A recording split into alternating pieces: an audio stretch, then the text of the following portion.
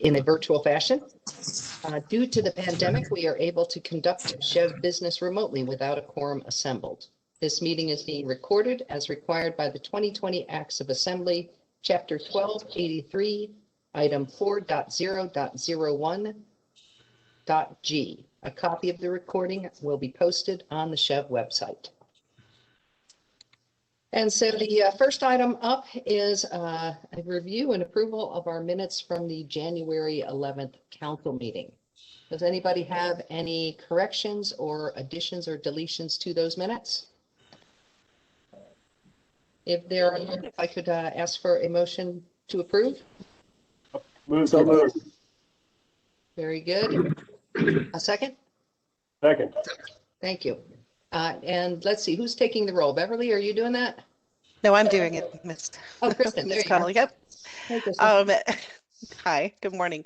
Ken Ampey, Mr. Ampey, Yes. Ms. Arriaga, Yes. Ms. Connolly, Yes.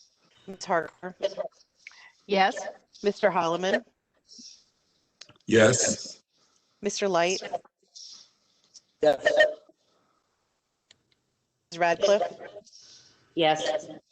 Mr. Slater, Yes. Ms. Webb, Yes. and Ms. Atkins, or Dr. Atkins. Yes. Madam Chair, we have 10 yes votes and 0 no votes. All right, thank you. The motion passes. Next item, we're delighted. We've got a real all-star lineup here today, and I am really excited about that and really grateful as well that folks are willing to join us and spend some time.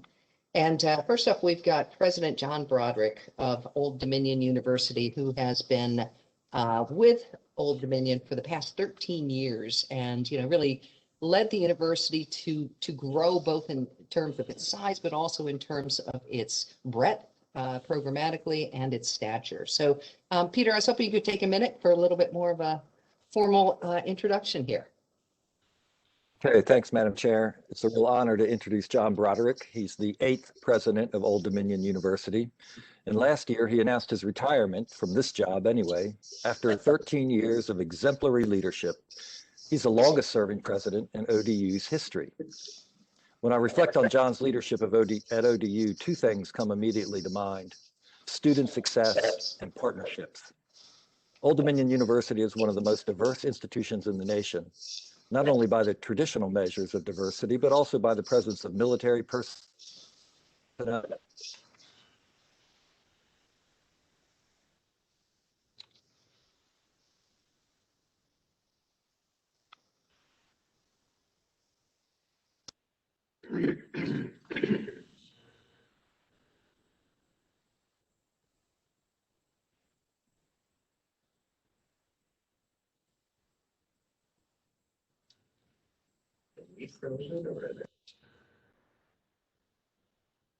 Peter, I'm not sure you can hear us, but you're frozen on our end. We can't hear what you're saying any longer. I think he may have dropped altogether. Oh, no, there he is. Yeah, okay.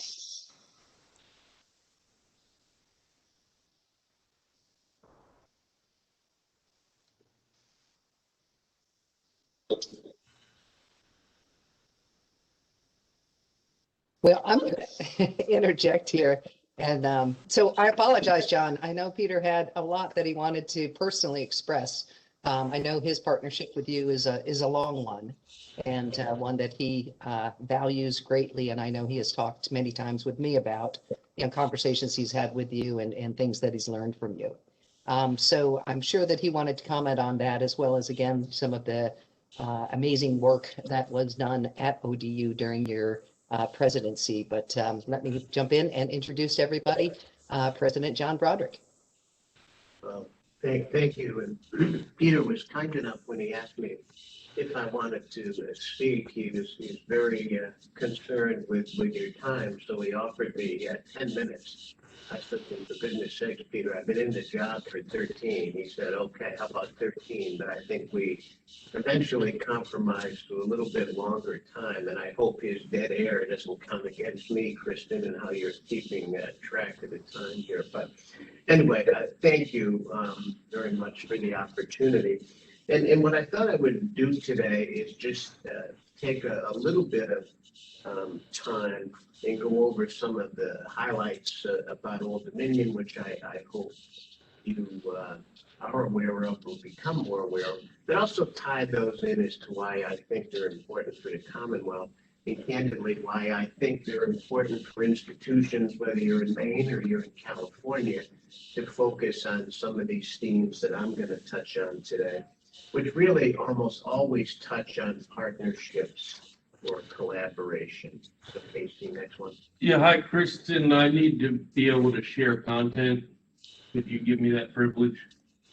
That's, can you please remind me of your name again? I'm actually logged in as John Broderick, so if you could just. Okay. Yeah. Sure.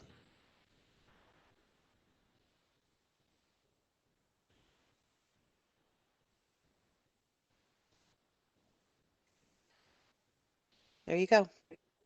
Thank you. Okay. So the first slide that I want to show you, go down a couple of cases. Next one.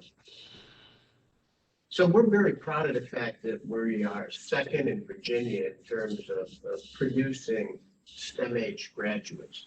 But I'm not going to bore you going through all these bullets on the slides. But if you look at some of these things that we're doing here, these are all the types of things everybody in higher ed needs to be doing to try to engage and excite young people at an early age to want to be involved in STEM age disciplines. Nobody shows up on a college campus and says, hey, I think I want to be a physics major when they're there at 18 years old. So all these types of reach out things that we do are really critical to how we enhance that STEM pipeline at ODU. And you can see with what we have really tried to focus on throughout my presentation in terms of graduate programs in research, we have really taken advantage of what Hampton Roads provides for us, whether it's the relationships with NASA at Langley or Wallops Island, whether it's working with the port, the military, the Jefferson Lab, Eastern Virginia Medical School, et cetera. We have an incredible opportunity in this market to partner and build research programs as well as graduate programs that focus on the needs of what our region offers us to do. The next one. We have had tremendous results, and I think you're going to hear even more and more about these as the years to come, in tying together everything at Hampton Roads with the Navy, the shipbuilders, Newport News, the shipbuilding, the ship repair industry, and obviously higher education. You can see evidence there of jobs starting to be developed, of research and that whole body of knowledge continuing to grow. And we really think for the first time, all the entities in Hampton Roads, with the special emphasis on what the Navy's interests are, that we really have a huge upside on the maritime piece, on a research side, on a practical side, and obviously on a teaching side. And everyone who's on this call is well aware of the importance of the Port of Virginia. Many times when you hear of commercialization success, you assume it must be happening at one of the medical schools or at Virginia Tech. And obviously those would be a couple of good guesses because in many instances that is true. You can also see some of the research that we're taking on down here on campus is had tremendous result, and that $41.6 million stock payout is one of those that would rank very highly in the country, never mind in Virginia. So, you know, successful research and discovery is happening all across the Commonwealth. Here's an example of when I talk about where we partner, great examples as to why they work. You know, 10 years ago, both William and Mary and Old Dominion had an interest in becoming this Commonwealth Center for Recurrent Flooding. Taylor Reedley and I sat down one day and said, hey, look, we could both be winners here because we have incredible expertise in oceanography and physics. William and Mary obviously had great opportunities on the legal side of this, as well as what VIMS did. So we put together a proposal to make this a joint center. So instead of having one school win and one school lose, we really had a couple of winners in this piece. And I point to the very last bullet on this slide just to show you. We just appointed Jessica Whitehead, who has been the Executive Director of Resilience for the state of North Carolina, to now lead our Resilience Center here at Old Dominion. So we're really excited about her in that leadership role that we think we play for the Commonwealth. One of the advantages that we've had here in the difficult budget times has been that investment by the Commonwealth in facilities. So we have had the opportunity here in the last several years. We just opened up a new $75 million chemistry building. We're about to break ground on an $80 million health sciences building, and we just got permission to get going on a $110 million biology building. So you can see our emphasis in STEM is also triggered with the direction that we're going with a number of things on campus. And here are some other places where I think there's great opportunities to partner for all of us in higher education. We can talk more later about the online Virginia network that Old Dominion and George Mason are involved in. I've already mentioned the Resiliency Center, and we are really excited in this General Assembly session to get funding to move forward on our joint School of Public Health with Old Dominion, Norfolk State, and we hope Eastern Virginia Medical School will be a part of that too. I think it's also important, and some of you who have been on this board for a while know the importance some of the four-year schools have in working with the community colleges, and our relationship with the community colleges, goes back as long as this place has been in business. And all these pieces here, that they also, those guaranteed access agreements, the most transfer pathways, those are put in place to try to ensure those students at the community college level get good guidance and good counsel right off the bat, so they have no unnecessary expenses going forward. And I think we, and I know George Mason and VCU would say the same thing, feel very strongly about the need to have those community college students get to that point where they can take what they need and no more. But hopefully that's a win-win for the community colleges as well, where we try to push the necessity of completing that community college degree so you have that credential in addition to what you get going forward in the four-year degree. And here's just another host of kind of partnerships that we do with the community colleges that due to time I won't go into. This here is very exciting, and I hope at some point, the SCHEV board would take a road trip to go see this. This is an incredible partnership between the university, Newport News Shipbuilding, and the city of Newport News. It's really set up as a digital shipbuilding lab with a great deal of emphasis on STEM as well. And again, what we're trying to do is get young people, in this instance, young people who live in and around Hampton and Newport News, they understand more what the opportunities and job chances for them would be in areas of shipbuilding, and in this instance, digital shipbuilding. And how do you make this type of window of experience exciting? And in those labs, prior to we were facing with COVID, were packed 6 days a week up to 8 o'clock at night with just exciting opportunities and young people participating in just about every aspect of what was offered there.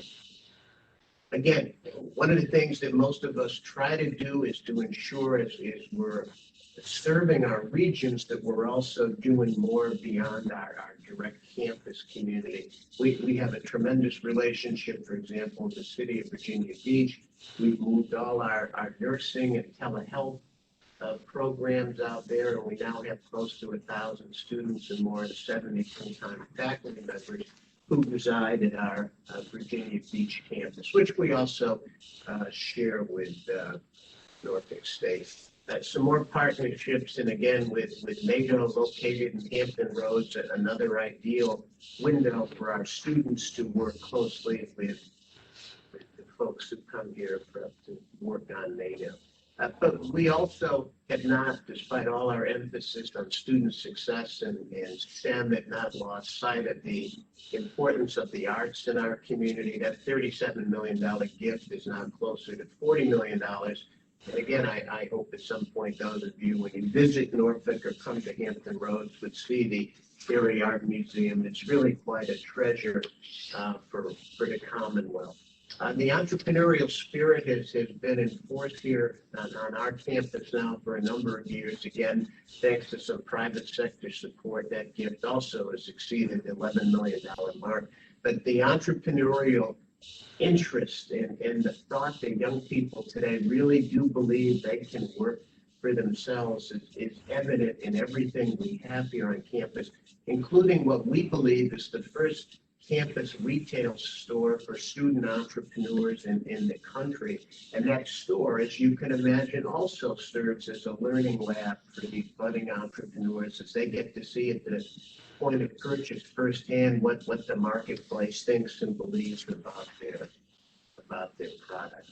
The military is a huge part of our campus population. 25% of our 25,000 students are in some way military affiliated. So again, there's a whole host of things that we need to do in order to serve our military students, both active and dependents, better.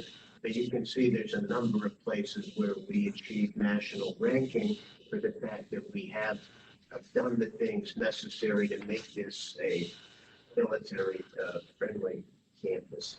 So one of the neat things that I want to share with you about our School of Cybersecurity is maybe unlike the previous higher ed model. When we decided we were going to go into cybersecurity, we set some of our faculty off to go talk to business and industry before we put this program in motion and said, what are you going to need from our graduates for them to be employed in your discipline? So we came back with a really robust set of data that allowed us to build a program and a curriculum that not only was going to educate our students, but was going to make them job ready. And you can see in less than a 4-year window, we've gone from 11 students to 904. I think that number will exceed 1,000 by the summer. And of those 1,000 students, probably 75% of them already have paid internships because they are learning and being educated in a space where, first of all, they're needed, and secondly, they already are developing job-related skills as they move forward in that program. So that's been a very exciting piece for us. And we're also trying to ensure that these tech talent pipelines that happen in areas like cyber also have ties with the community college system and with the high school. So again, we're putting this ready-made program in motion for people if they want to commit to it early, to see exactly what they have and exactly what's available. You've heard a lot with Tech Talent Pipeline, and we're very much engaged in that in a whole host of areas. And again, many of those, as I said to you early on, are very much tied into what are the opportunities here in Hampton Roads, and obviously maritime and defense and transportation are among those. These are just a list of some of those partners. I won't go through them. The resilience in the pandemic, I know you've probably heard from some of my colleagues throughout the years on this, but one of the huge advantages that we had was that we already had a very active and a very successful space in the whole area of distance learning. In fact, way back in the mid-1980s, Old Dominion began doing distance learning to U.S. Navy ships at sea, where we actually offered MBA programs on the ships at 7 o'clock at night, wherever that ship was in port. So it meant that sometimes our faculty were teaching late Sunday night, sometimes they were teaching early Sunday mornings, but that was part of what our relationship was with the Navy back then before technology allowed us to become more sophisticated than it is. So we've had a long history in that space, and I think as a result of that, and if you look, you know, sometimes, and I know Chairman Connolly at some point wants to talk a little bit further about the future of online and distance learning, but if you look at that last bullet, you can see that's a pretty comprehensive approach that we've employed in here for a number of years. Obviously, there's instructional design teams that help faculty put these courses together. Most of us know even doing something as simple as the slide presentation requires somebody with a multimedia expertise, which is Casey sitting in the room with me, not me, I assure you, but everybody from graphic artists to videographers to engineers, all those technologies that help our faculty build a quality online program. Next slide. And you could see the difference for some of those, candidly, once the pandemic hit, who were all of a sudden trying to scramble to go from the typical teaching in person method to all of a sudden, how do you do this online thing? And oh, by the way, you got a week to do it. But it doesn't just stop with the faculty in this relationship, folks. We also have coaches and advisors who really understand the world of remote learning, and they spend an incredible amount of time with students who seek them out to ensure that our students understand, those who struggle with online, what are the types of tools they need to develop in order to go in that direction. So online learning really is a very comprehensive and circular process. We already talked about the needs of what happens here, but again, to go through this slide in an economy of language version, you can see this really touches all three aspects of it: the faculty part, the staff side, and the student side. It's engaged on all levels to try to ensure not only are we doing this, but we're doing it very, very well. So Peter also said to me that he wanted me to describe for you in 30 seconds or less what's next for distance learning. I think that first bullet says an awful lot about what we have to do on this campus. I won't speak for others, but the notion that that full length semester that many of us are used to is not at all what the typical online student wants. They want that 8-week semester that is shorter, that's accelerated, that pushes them closer to their time to degree. So we have been moving very hard in that direction to recognize that and for some of us who are traditional learners, that notion that you start your classes at Labor Day and you pick up your credits around Christmas. Many of our distance learners want to have 2 shots at those credits during that time period, which means those 8-week courses need to be shaped and tailored in order to do that. And I think, again, we've demonstrated in some of our fields like cybersecurity that is doable and can be done. I also think, you know, in terms of what's next for distance learning, and you can see obviously much larger examples at the national level than I'm describing for you today, but those kind of business to business relationships between higher education and what the marketplace is looking for, and candidly what it needs. I think all of our businesses, more so than ever now during these times of COVID, do want to maximize their investments, whether they're in internships or relationships with universities, but the outcome has to be measurable. There has to be a return on the investment for all. And again, I think distance learning provides that window of access. I know Stephen Murray is part of the call, and one of the things that he and I even talked about during the whole Amazon effort that the Commonwealth made as well. Clearly, Amazon is going to require more education in Northern Virginia, where it expands in traditional ways. But many of those Amazon folks are also going to be looking for certificates or graduate degrees And many of them are going to be people like us who have a life, who have a family, who have a job, where that online ability to get that additional credential for that degree is going to be imperative for them for their own career growth and candidly for Amazon's growth in terms of improving its workforce.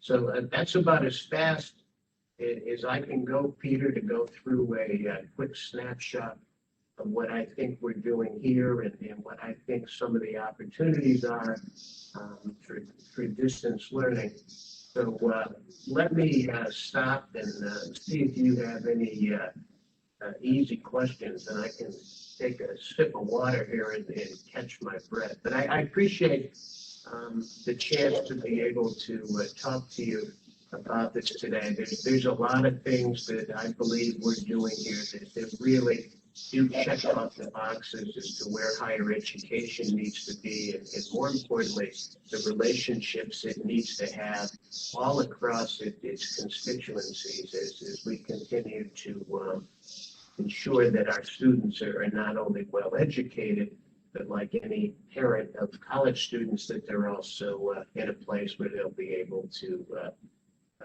get a job. I know Mr. Ampey, with two of his children who have gone to school here, I know he reminds me all the time the importance of a good education, but also an employable education. So I'll stop at that. Very good. Thank you very much. That was very helpful. And if I could ask council members, if you could kind of raise your virtual hand if you do have a question, that would be great. Let me get started real quick, though. One of the things, President Broderick, that council advocated for and got support for in the last session is the establishment with the Virginia Economic Development Partnership, being kind of the owner of an office of workforce alignment. So really trying to kind of gather, well-grounded data to identify both real-time gaps, but also probable gaps into the future, and try to use that to motivate institutions to better align their curriculum and programs, with what those workforce needs are. It sounds like you've kind of solved for that same problem, but in a more localized and direct way, literally using faculty to reach out. But do you feel like, if you were to guide this office, what would be some advice that you would give them or things that you would ask them to focus on? Well, I think one of the things we all continue to need to be reinforced with is the notion that our menu as educational entities that can't stand alone. One of the things that I find most fascinating, and I'm sure, again, people like Stephen have been doing this for a very long time. When we talk to business and industry, we want to find out how are we doing. But more importantly, we want to find out, what do you need from us 5, 10, 15 years down the road?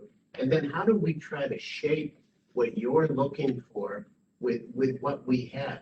In the old days, higher ed would never know that because we never left our campuses. We never went out and asked those questions because our curriculum wasn't going to change. Our programs, there weren't going to be new majors. And I think by and large, we've seen this partnership as it develops. It's a win-win for all of us, but it does require us to be more flexible. It does require us sometimes to move away from traditions. And yes, it's important to get out and ask people, how are we doing? Even if sometimes the answer isn't one we necessarily want to hear. So I think those efforts that are part of that legislation or that office is going to further enhance that conversation to ensure what we are producing is what the workplace is asking us to do. Very good. Thank you. Ken, you had a question? Yes, thank you, Madam Chair. I actually just wanted to make a comment. I was going to say, as a alumnus of the university, as a former Board of Visitors member for 8 years of the university, as someone who served on the Presidential Search Committee back in 2007, 2008, I couldn't be prouder of the effort that President Broderick has put into growing the university and moving it forward. He's done a phenomenal job. And if I could just share one story, for about a 10 or 12 year stretch before the pandemic, I took about 100 students down to Old Dominion over the years to take a little tour of the campus and show them the university. I would have, 8 to 10 students each year and their families go down with me to the university. And every single year, President Broderick met with my group of students. He made his staff available to those students. He had the deans of whatever areas of study those students were studying come there. And these were students often who had the grades to go anywhere in the Commonwealth. And I can't tell you how many times those students chose Old Dominion because they had a president who took the time to meet with them and share his time with them. So that's the kind of person that the university is losing when John Broderick leaves. So John, I just wanted to say personally to you, thanks so much for all you've done for the university. I greatly appreciate it, sir. Ken was about 85 for 100 with those students he brought down in terms of getting them to matriculate. So I was hoping this year we could get them up to 100% before I stopped doing this with them. But thank you, Ken.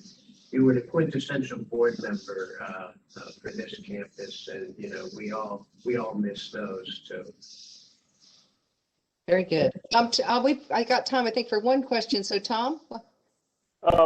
John, first of all, congratulations on just a fantastic 13 years. Your presentation today is, I hope more Virginians can see it than just our group.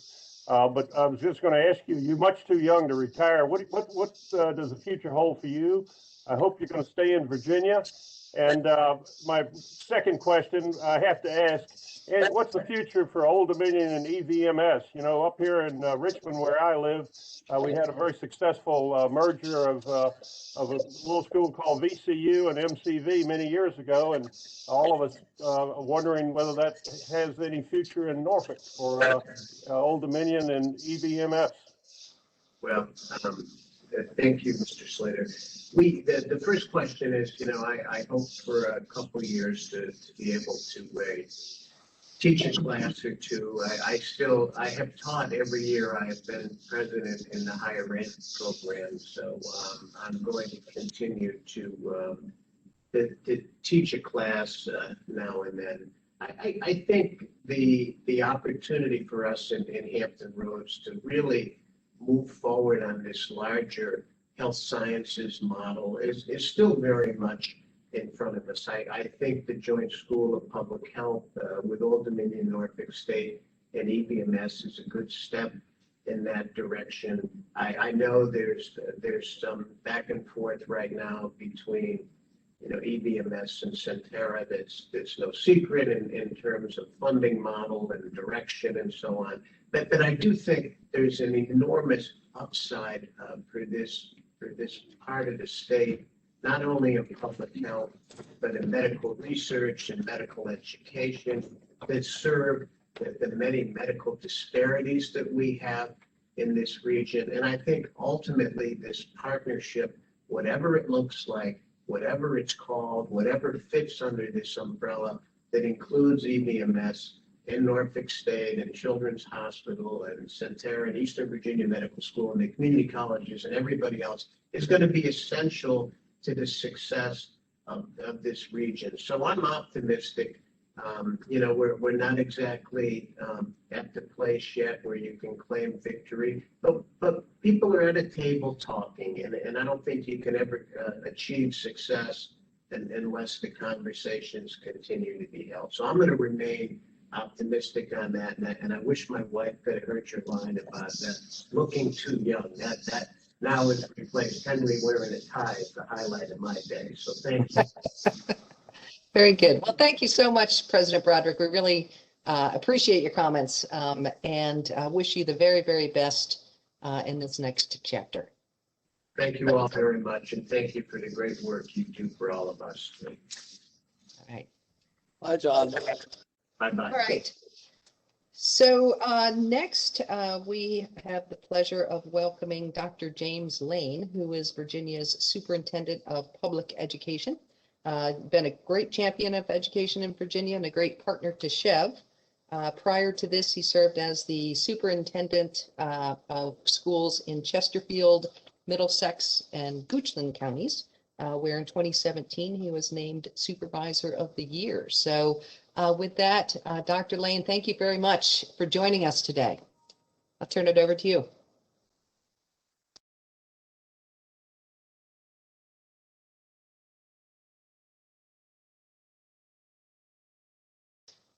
We're not hearing you, Dr. Lane. There we go. Sorry, I think I got it now, but I just Yep. want to say a good morning, and it's great to see so many friends on SCHEV, and look forward to working with you. I'm gonna warn you in advance. WebEx is not a software we use that often, and my computer crashed 2 weeks ago, so they gave me a new computer, and my new computer doesn't have WebEx. So to try to make this work, I told Peter I am on the computer that crashed. So hopefully, hopefully that will not be too much of an issue. But right now I've got a little bit of duct tape on the computer, and I think we're going to be okay. Duct tape is a joke, obviously. But so I'm going to share my screen and jump right into the presentation.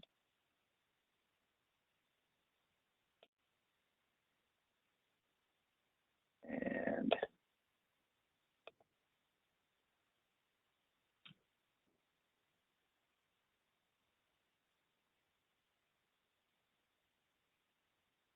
okay. So one of the things that I wanted to start with talking about was, what is educational equity in terms of how we think about it in the Commonwealth at the Department of Education, and how are we working towards equity? Peter shared with me that this is a major priority of SCHEV, and I think that this is an opportunity where our two organizations can work together to meet student needs. When you get a copy of this presentation, there's a QR code here and a link. You can see our full roadmap to equity, which is a nearly 50-page guide that we provided to school divisions on how to think about moving their organizations towards educational equity. And so first, I think it's important to level set how we define equity here in the Commonwealth. And so we believe that we've achieved equity when we can eliminate the predictability of student outcomes based on their race, gender, zip code, ability, socioeconomic status, or their languages spoken at home. That's a new definition for us. For the probably last 5 years, our school divisions have thought of equity as being giving students what they need at the time that they need it. And that's still an important component of equity. But ultimately what we decided is if our students are not actually achieving at the same level, and we're not moving students to successful lives, into college, into the workforce, or whatever, then we're not really achieving equity. So we decided to move our definition of equity from being focused on the inputs of giving students what they need to the outputs or outcomes of making sure that every student is successful in our schools. We also did a new strategic plan at the department, actually just before COVID. And, our vision is pretty simple. We changed it to a rallying cry, a very short vision, and that is, we are here to maximize the potential of every child in the Commonwealth. And that's what our equity definition is all about. And so how do we get there, right? Because inputs are important. And it's important to make sure that everyone understands the difference between equality and equity. Equality is what many of us experienced, what our teachers attempted to give us an experience in earlier in our educational lives. Teachers would say, every student is getting the same amount of instruction, every student's getting what I'm giving them, and if they don't take it, then they're not going to have the opportunity, but we're giving them an equal experience. Well, an equal experience from an input standpoint can lead to unequal outcomes. And so the plant on the left looks a little bit dry, and 3 drops of water may be more than that student needs. The student in the middle, you'll see, is getting the right amount of water. The plant on the right is not getting enough water. And so equity is about giving the students exactly what they need. So that student that was getting too much water, you turn that water down, and the plant actually thrives more because you're not overwatering it, you're not overwhelming it. The plan in the middle was always getting the right amount of water and continues to thrive. And now the plan on the right continues to thrive as well. And so it's about honing in on exactly what students need, but focusing on making sure that every plan is thriving and not just surviving in our education system. And so we created a new set of 5 C's. As it relates to college readiness and career readiness, we have the 5 C's that are on the left, which are making sure that every student has critical thinking, collaboration, communication, creative thinking, and citizenship skills. But now we have a complement to that, and that is our equity 5 C's, our Virginia equity 5 C's, and we call this the Equity Compass. And to be a successful organization and to be a successful system of education, all of our educators have to be culturally responsive. All of our leaders have to be courageous, and you can see what courageous leadership in the equity space looks like. We have to reframe our curriculum to make it relevant to all of our students. We have to have compassionate student and family engagement and really understand what students are experiencing and their culture. And we have to have continuous reflection. None of us are the perfect equity leader. We all have space to grow in this. And so thinking through that compass and those 5 skills that we're developing in all of our educators, hopefully we'll develop all of those skills in our students as well, much like the workforce and future ready skills that you see on the left. And so this roadmap to equity that I mentioned has an array of tools, but one of the tools that I think is really awesome, and this is something I definitely recommend our higher education institutions look at, is we've created an audit tool. And this audit tool teaches school divisions how to center equity in their schools. And so inside the roadmap to equity, there is a full equity audit tool. There are a number of components to this and how school divisions can audit themselves to see if they're really centering equity in our schools. I've just given you the centering equity page, but you can see that it takes them through an assessment of, you know, does your mission speak to equity? Is it regularly communicated with individuals? Does your policy work focus on equity? Do you have an equity plan? And so, you know, if school divisions have all of these components, this is just the kind of the policy side of the shop in the page that you're looking at on the screen. We have the best opportunity to maximize these opportunities in our school divisions. And so you can see the heart that we've created, you know, Virginia's for learners. You've seen that that's our tagline. Well, the heart as it relates to equity has obviously equity at the center. It's about increasing cultural proficiency and eliminating opportunity gaps, increasing family engagement, supporting students social emotionally, and wrapping all around that, the big heart is on academics.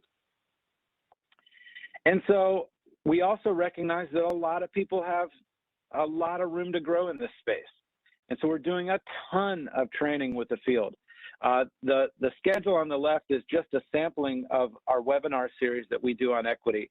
And so you can see we started in February by encouraging our school divisions to focus on Black history, not just during Black History Month, but year round, and how they can do that. In March, the month we're in now, we're talking about how to reframe school discipline with an equity lens. In June, we'll be focusing on how to do culturally relevant instruction. In July, we'll be focusing on how to prepare for multilingual students. And then also in July, you'll see that we'll also be talking about COVID slide recovery and how we can make sure that the students of the last year can get back on track. And I'll talk more about that later in this presentation. We've also partnered with higher ed on this work. VCU has been an incredible partner. Before we started this work with the field, I wanted to, you know, walk the walk of what we expected of our educators in our schools. The Department of Education leadership went through a year-long training with VCU that essentially modeled how to build an equitable leadership team that then we could replicate that in our school divisions. And so obviously the big push now for us is going to be on culturally relevant instruction, right? And what is culturally relevant instruction? This is pedagogy or teaching approaches that recognize the importance of including students' cultural differences in all aspects of learning. And there's a lot more to this than I'm going to have time to explain today. This definition comes from Gloria Ladson-Billings, who is kind of the founder of culturally relevant instruction. But this is the next big push at the Department of Education. In the General Assembly's budget, we were given a position for a cultural proficiency coordinator. We were given some money finally to do this type of deep work with our school divisions. And just last week, the State Board of Education adopted a new teacher evaluation system that now requires cultural proficiency to be assessed in each teacher's evaluation on an annual basis. And so how will we move people along this continuum, right? That cultural proficiency is a continuum. It's not like you're going to get one training and tomorrow you're culturally proficient. You have to grow in this over time, right? And so you have to move from being reactive to issues of race to, you know, transformative in the way you approach your work. You have to move from things that are culturally destructive to cultural proficiency. And you can see the continuum there in moving from incapacity to from past blindness to pre-competence to competence, and then of course proficiency. And so that's how we're thinking about it, right? We're not expecting everyone to be perfect on day one, but we're going to move our education workforce along this continuum and make sure we're meeting all of our student needs. And then I will also say we're highlighting great work that goes on. I won't play the video for you. This is so hopefully you can watch this in your free time. But we now recognize school divisions that are exemplars, so that other school divisions that want to learn how to do this work can learn from them. And we named our annual award the Mary Peak Award for Excellence in Educational Equity.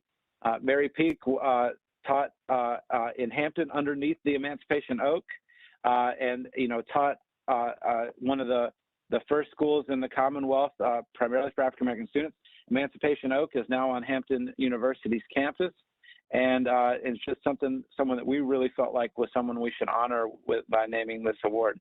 And we gave out our first awards last year at our annual equity conference, and are continuing to grow the success of our school divisions in this space. It's going to actually play the video. I'm going to pause that. Oh, you know what? This is a minute. I'm going to play it. Can someone tell me if you can hear it? Oh, it went back on me. Sorry.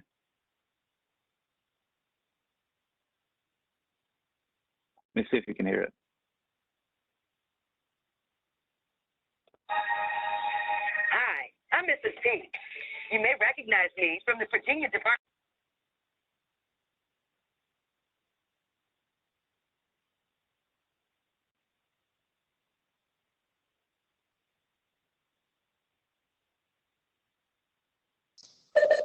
We've lost the audio, Dr. In the Lane. Commonwealth of Virginia. There All we right, go. thank you. Then I'll skip past it. Hi, I'm Mrs. P. So let me move on to please watch that video in your free time. It'll be in your document. Let me talk about why this work is so important. Here we have a landscape document that we share in terms of how students are doing. And you can see with all students, so just to make sure you know what this slide is saying. Sorry. I need to get this to go back to the full screen. Oh, Mary Peak, I got to skip past you. Well, I'm going to move on. So blue is essentially school divisions that are meeting the state's requirements for achievement in reading. And red are school divisions that are not meeting the state's requirement. And you can see with overall all of our students, most of our school divisions are meeting the needs of our students in reading. And with our Asian students, with the exception of a couple places, overall they're performing very well as well. And you'll see there are a number of school divisions that have very, very few Asian students. But when you look at how our school divisions are doing in achieving with our African American students, you'll see that there are significant areas of red in our Commonwealth. Same with Latinx students. Frankly, Northern Virginia is where there's a larger concentration of Latinx students. And you'll see that white students are generally achieving almost everywhere. Our students in poverty are also struggling in many of our school divisions. Our English language learners, which is somewhat separate from our Latinx students, and our students with disabilities are obviously a huge issue. And so when you look at this data, sometimes this is seen as, well, it's just a poverty issue, but it's not a poverty issue. There are school divisions that do well with students in poverty that struggle with our African American students and our Latinx students. There are students that do well with students in poverty. They're struggling with students with disabilities. And so that's why this equity work is so important. And equity isn't just focused on race. It's focused on gender and disability and poverty status as well. And some of these same issues in academics fall into the category of discipline as well. In our school divisions, suspensions are 4.5 times more likely to involve Black students than white students. Black students are 22% of our total student enrollment in the Commonwealth public schools, but over 52% of the suspensions. And so we often get asked, why are you doing so much of this equity work? And the data is clear that it's necessary. And so that's an important piece. And, you know, this falls into some opportunity gaps for our students, right? And so on the left, you'll see diploma type, right? And so blue is students that are receiving the advanced diploma, orange is the standard diploma. And you'll see that high percentages of our Asian and our white students earn the advanced diploma, which means they're more likely to go on to college. And you can see that by percentage, there are far less African-American students, students in poverty, English learners, and Hispanic students than those other two groups. And so it's really, really important that we focus on this from an equity standpoint. And then you'll see, you know, well, what does this advanced diploma turn into when it comes to remaining in an institute of higher education after college? And you will see here that, you know, our white student and our Asian students, again, exceed the all students category in terms of remaining in college after 16 months. And the other groups start to fall below the overall average. And so this leads us to believe that our two organizations should be working together to create a statewide equitable goal for student attainment post-graduation. And so I know Peter and I have been having many conversations around this, and it's, you know, it's one of the things we hope that the SCHEV board and the State Department of Education and the State Board of Education will work on together, right? If we close the achievement gap between our Black and Latinx students and their white student counterparts, it would result in a $2.3 trillion benefit to the U.S. economy by 2050. 2.3 trillion. So that's incredible. We have not only a moral imperative, as I showed you in the data, we have an economic imperative to do this work together. So let's talk about post-secondary transitions. And I want you to be prepared for what you're going to face with our students next year. You've probably heard the phrase learning loss. Learning loss has a deficit mentality. We're using the phrase unfinished learning because that has a growth mindset. Learning loss makes you think it's something the student may never find again. Unfinished learning, the growth mindset says, we don't have our students where they would have been before this pandemic, but we will certainly get them there. And you'll see that we've had incredible growth as the guidance and the science has developed in the number of our students receiving in-person instruction.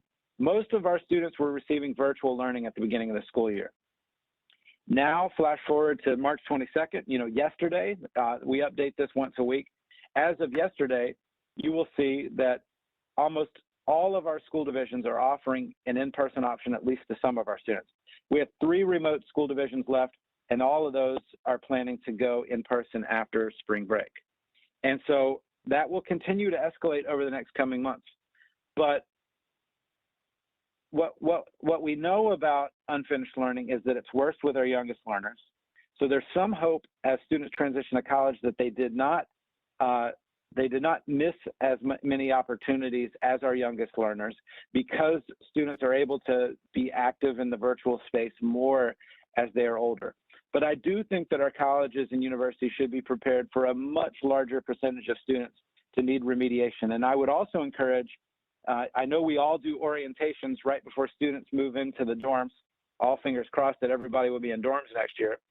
But I do think that our colleges and universities should be thinking about a summer bridging program to help students bridge into that next environment. We're also seeing a lot more social and emotional issues with our students.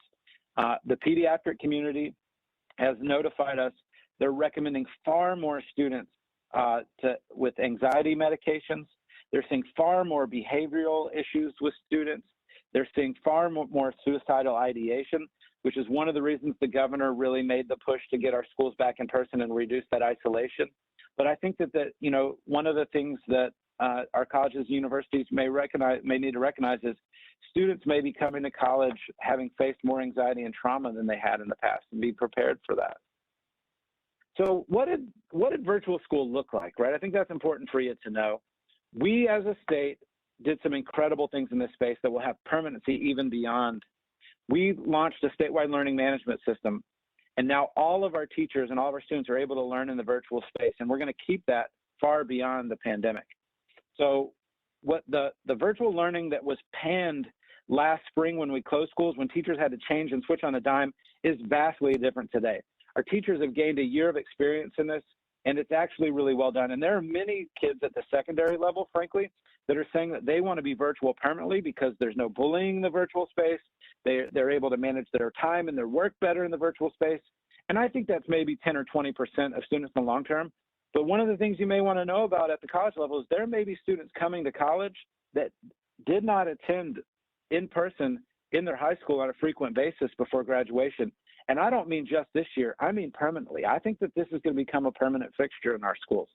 We at Virtual Virginia, which is a state-run virtual school that my department runs in collaboration with Virtual Virginia, we now offer the full entire high school graduation diploma in the virtual space. And so many homeschool students actually choose to enroll that way. And you're going to see a lot more students experiencing learning that way. I think we have opportunities to partner on pushing more connectivity. You know that many, many more of your institutes of higher ed are offering virtual learning and have been doing it successfully for many years. Liberty University is probably one of the largest in the nation. But now what we're seeing is an opportunity gap where those that live in areas that have access to the internet are able to access our economy and our college experience in a different way than those that do not. So we have a moral imperative to push together to get broadband to not every community. If you look at the data, they'll say it's in every community. It needs to be in every residence. And what we call it is living room service. And not every student has living room service. There are huge gaps throughout our community in living room service. We've provided some grants. I know Peter partnered with us on that through the GEAR grant to get that done. Some huge money is coming in CARES 3, but we've got to continue to push that together. And so for college attainment, right, we are focusing on preparing students for college and careers, right? And so our focus has been on shifting our curriculum from being about just the core requirements of each course, the Carnegie credits, to a deeper learning focus of these 5 skills that I mentioned briefly, again, critical thinking, collaboration, communication, creative thinking, and citizenship, so that all of our students can be successful in anything that they go to. This filters into CTE, this filters into AP, this filters into IB, it filters into their ability to be successful on assessments such as the SAT. And so we are no longer focused on producing kids that are college ready or career ready. It is all about ensuring that they're both college and career ready and can make a decision after graduation to be successful. So what are some of the trends that we're seeing? Well, you can see again that our SAT scores, which is the darkest blue line, have been pretty steady, slightly up, and pretty much all indicators of college readiness have been pretty steady. They're down a little bit across the board in 2020. We believe that's temporary. But you can see here that, you know, there are huge numbers of students accessing these opportunities and then choosing not to matriculate into college. And we need to think about how we can, you know, there are going to be a group of students that are going to go into the workforce because that's hugely important. And there are amazing jobs that you can get right out of high school. But most of the jobs that are going to lead to a great life require some college experience. And so we've got to continue to tap into our students to get them into these spaces. Just to give you a sense of what 70,000 means, 70,000 is actually spread out. This is a number spread out across all the grade levels, and it's probably a duplicate number. But there are about 100,000 students per cohort in our public schools. So even if this number meant that 70,000 of our students took the AP assessments, there's easily a gap of more than 30,000 of our students not having those experiences. Now let's look at some equity pieces. And so what you can see here is those same indicators of equity issues as it relates to academics that I shared before are translating into SAT performance as well. And you can see that our Asian and our white students who are getting the more advanced opportunities that I mentioned before, which was such an impetus for equity work, that's translating into SAT outcomes, which is likely translating into college attainment opportunities. And so we've got to be more thoughtful and more creative in how we think about college admissions, because the SAT may not be the only way for students to show how successful they're going to be. And so you can also see SAT participation here. Again, if you think about 100,000 students per cohort, we actually have about 69% of our students are white. And so you can see that there's actually huge gaps in the number of white students taking the SAT, but larger gaps when you compare to race and other categories. And so we've got to continue to advocate together for college as a pathway to life success, because there are a number of students that aren't even tapping into the resources necessary to get into college. And we've also got to do some work together on FAFSA. Just a huge kudos to SCHEV on the announcement just the other day in providing counseling for FAFSA. That is just a huge opportunity. That is going out by memo to every one of our school divisions in the Commonwealth this week.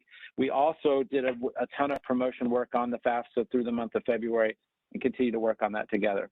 So let's wrap up with the effects of what the school reopening means. We have less data on our students, but we are not canceling our assessments this year. So the assessments that students are going to be taking between now and the end of the year will be huge in helping us understand what the gaps are going to be for students. So we're getting a huge infusion of federal money. We're ramping up our expenditures in summer learning. We're ramping up our expenditures in year-round school programs, and I think that's going to make a huge difference. Ultimately, if time is the constant, then learning is the variable, right? If you expect all students to learn in the same amount of time, learning will be all over the place. But if we make time the variable, and that using that equity chart that I showed you at the beginning, we give some students more and some students less, but really give students what they need. If time becomes the variable, then we believe learning will become the constant. And so we're moving in the right direction, right? That there are significantly less students learning remotely than we had before, but you're going to have a ton of students that are going to have unfinished learning. So that's my presentation. Peter really wanted me to hit equity and what's going on in our schools. I can go into way more detail, but ultimately the question I leave you with is, what will be our shared goal to make sure that our students are successful in life and in college? Thank you all so much. Thank you, Dr. Lane. And yeah, I really like the way you've laid out the overall equity mission and, the measurement, that it really ought to be, kind of random as it relates to these factors as opposed to predictive as it is now. So I think that's a pretty cool approach to thinking about it. Questions? Alex.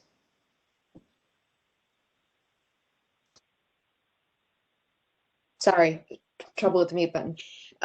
Very quickly, thank you very much for the presentation. Really a lot of information, very grateful for all of that. I'll just go very quickly because I know we're over time. The slide that you showed about closing the educational achievement gap between Black and Latinx children and their white counterparts would result in 2.3 trillion benefit to the U.S. economy by 2050. That one, I appreciate that very much. What I would also point out in this one is children with disabilities, students with disabilities, given how much that costs the state, but also how much there is to gain from improving outcomes for children with disabilities. I know that was an exemplary one, but just to point that out. And also in the emphasis that you've given us on trauma right now in terms of the unfinished education that has taken place when students return to or go to higher education right now and being aware of counseling that they may require. That also is an opportunity to differentiate and learn more about how to support a variety of learners, including students with disabilities. So I just wanted to draw that out. just a little bit, and thank you very much for the breadth of the work that you're doing. Very much appreciate it. Thank you. Thanks. Other questions for Dr. Lay? Stephen? Marge, Dr. Lang, first of all, thank you very much for your comments. I have, I guess, two thoughts that I guess both somewhat relate to questions. I think one is when we think about closing those equity gaps, which I think is a critical goal for all of us to embrace. One of the things we talked about at SCHEV is clearly they will, achieving that outcome will require a lot of change in higher education. It will obviously require a lot of change in K through 12. But I suspect that that even if we do everything that we can do in K-12 and higher ed, that will not be enough to achieve the goals that we've talked about. That when you really look at the gaps that begin in early childhood and the pre-K, before formal education begins, and with childcare disparities and so forth, I mean, the gaps are absolutely profound. And while we can definitely do a lot of work to close those gaps, I think we've also all need to realize that part of the answer is we've got to do a much better job with access to quality, affordable childcare, access to quality early childhood education. And I think part of what we have to recognize in both higher education and K through 12 is that needs to be a much bigger priority than it is right now. If we really care about this and achieving the outcomes that we're talking about, we can't just focus on the sectors that we're in. We've got to think about that earlier stage part of the process. The biggest, I guess, transformation in my thinking on this topic happened many years ago when I first realized a statistic, and that is that the average child from birth to age 18 spends only 13% of their waking hours in school, 87% outside of school. And so we're essentially trying to take those school setting environments to address, gaps that are occurring, elsewhere. They're also occurring in school, to be clear, but out of school as well. So that's just one thought. I'd be curious about your thoughts on that. The other one is that my wife and I have 4, young school age children. 2 of them were in a setting where essentially they were able to continue school in person. 2 of them were in a setting where they essentially went 100% virtual. One of the kids that was in a virtual setting has learning disabilities, and it was a profound setback for our child, and I suspect for many other kids that went through a similar environment. And to be clear, I wouldn't say that it'd be critical, because I know the schools had to make a big transition under difficult circumstances. But what I do think is that recognizing the possibility of, future pandemics, future scenarios where we are going to have a lot of kids have to learn virtually.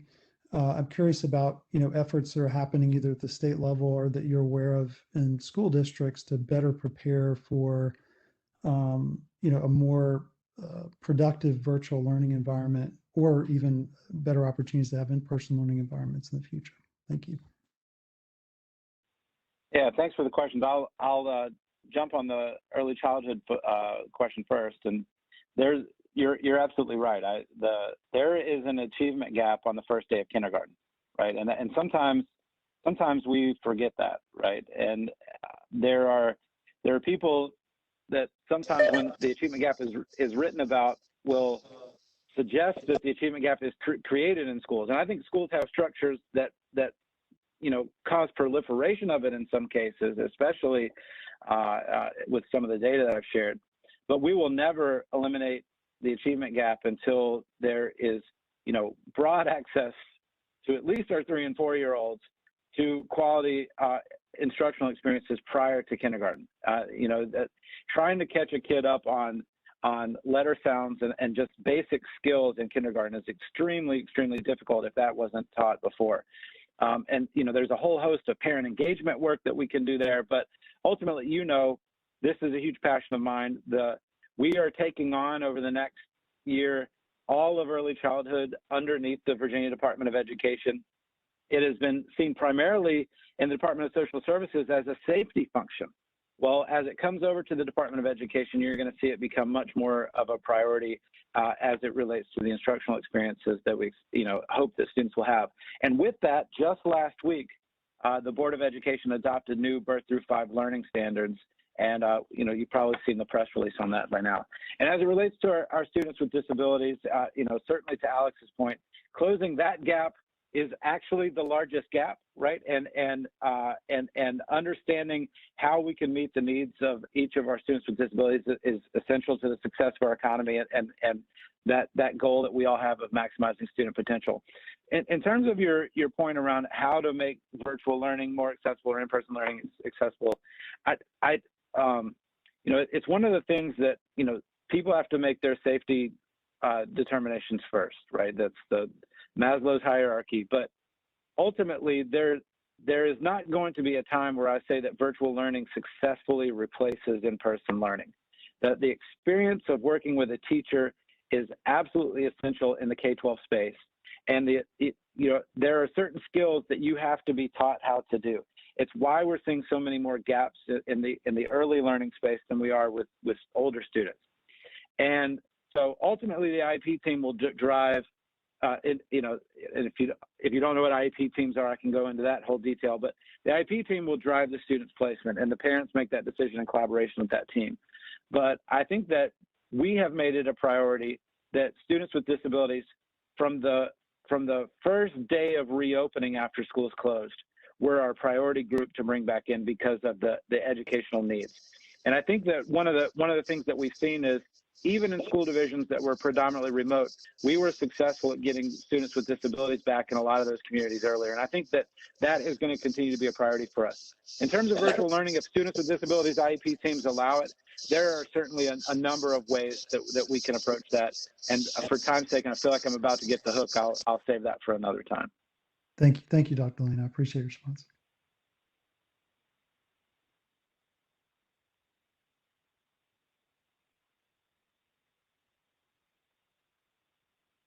Mark, you're on mute.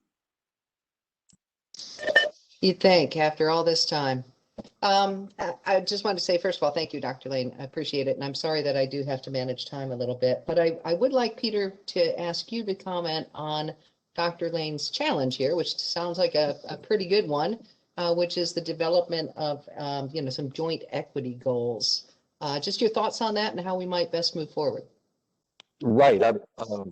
Dr. Lane mentioned that we have been working. It's sort of like a capital campaign where you don't announce it until you've done a lot of legwork in the background. So I've been very grateful to his leadership and the folks on his staff, and of course the people here at SCHEV. And I think we're close to coming up with something that would relate to a college going rate that would be ambitious and would address some of the concerns that Dr. Murray and others have pointed out here recently as well. So I'm encouraged. I'm excited.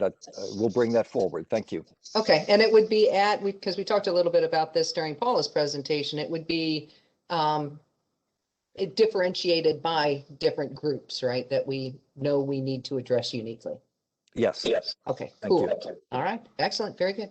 Well, again, thank you, Dr. Lane. I really, really appreciate you being here with us, and all the work that you're doing with our K-12 system during this incredibly challenging time here. And I'd like to move now to ask our own Dr. Atkins to spend a few minutes with us. This whole effort to try to figure out what is that lost learning and how do we best fill that is getting a lot of attention. And there's been a group put together to really go after that. And it's called Virginia Learns Work Group. And Dr. Atkins is leading that effort. So I thought it would be great for us to learn a little bit more about what's going on there.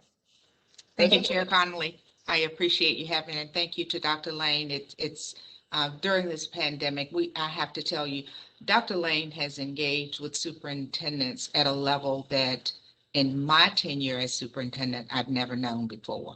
We literally have meetings each week, almost every week since the pandemic started. with Dr. Lane, so we appreciate his guidance and his leadership. We do understand that once the pandemic and the crisis of the pandemic thrust us into a place where we had to go to virtual learning, the best practices that research tells us that we should have in place when we enter into that arena, we were not able to put in place immediately. Best practice says that there should be professional learning for teachers to make sure that they are well equipped and that they can provide for the individual needs of the students. The families that are going to be involved in the learning have to be ready, willing to implement, and have all the tools and resources at the ready in order to provide that home support that the student will need. Also, we know that students need consistent access to the internet and to devices in order to be successful. However, we were thrust into the virtual learning without that preparation. Some of the results of that virtual learning we know is that there was reduced learning time for our students. Reduced learning time means that we were not able to go cover all of the curricula.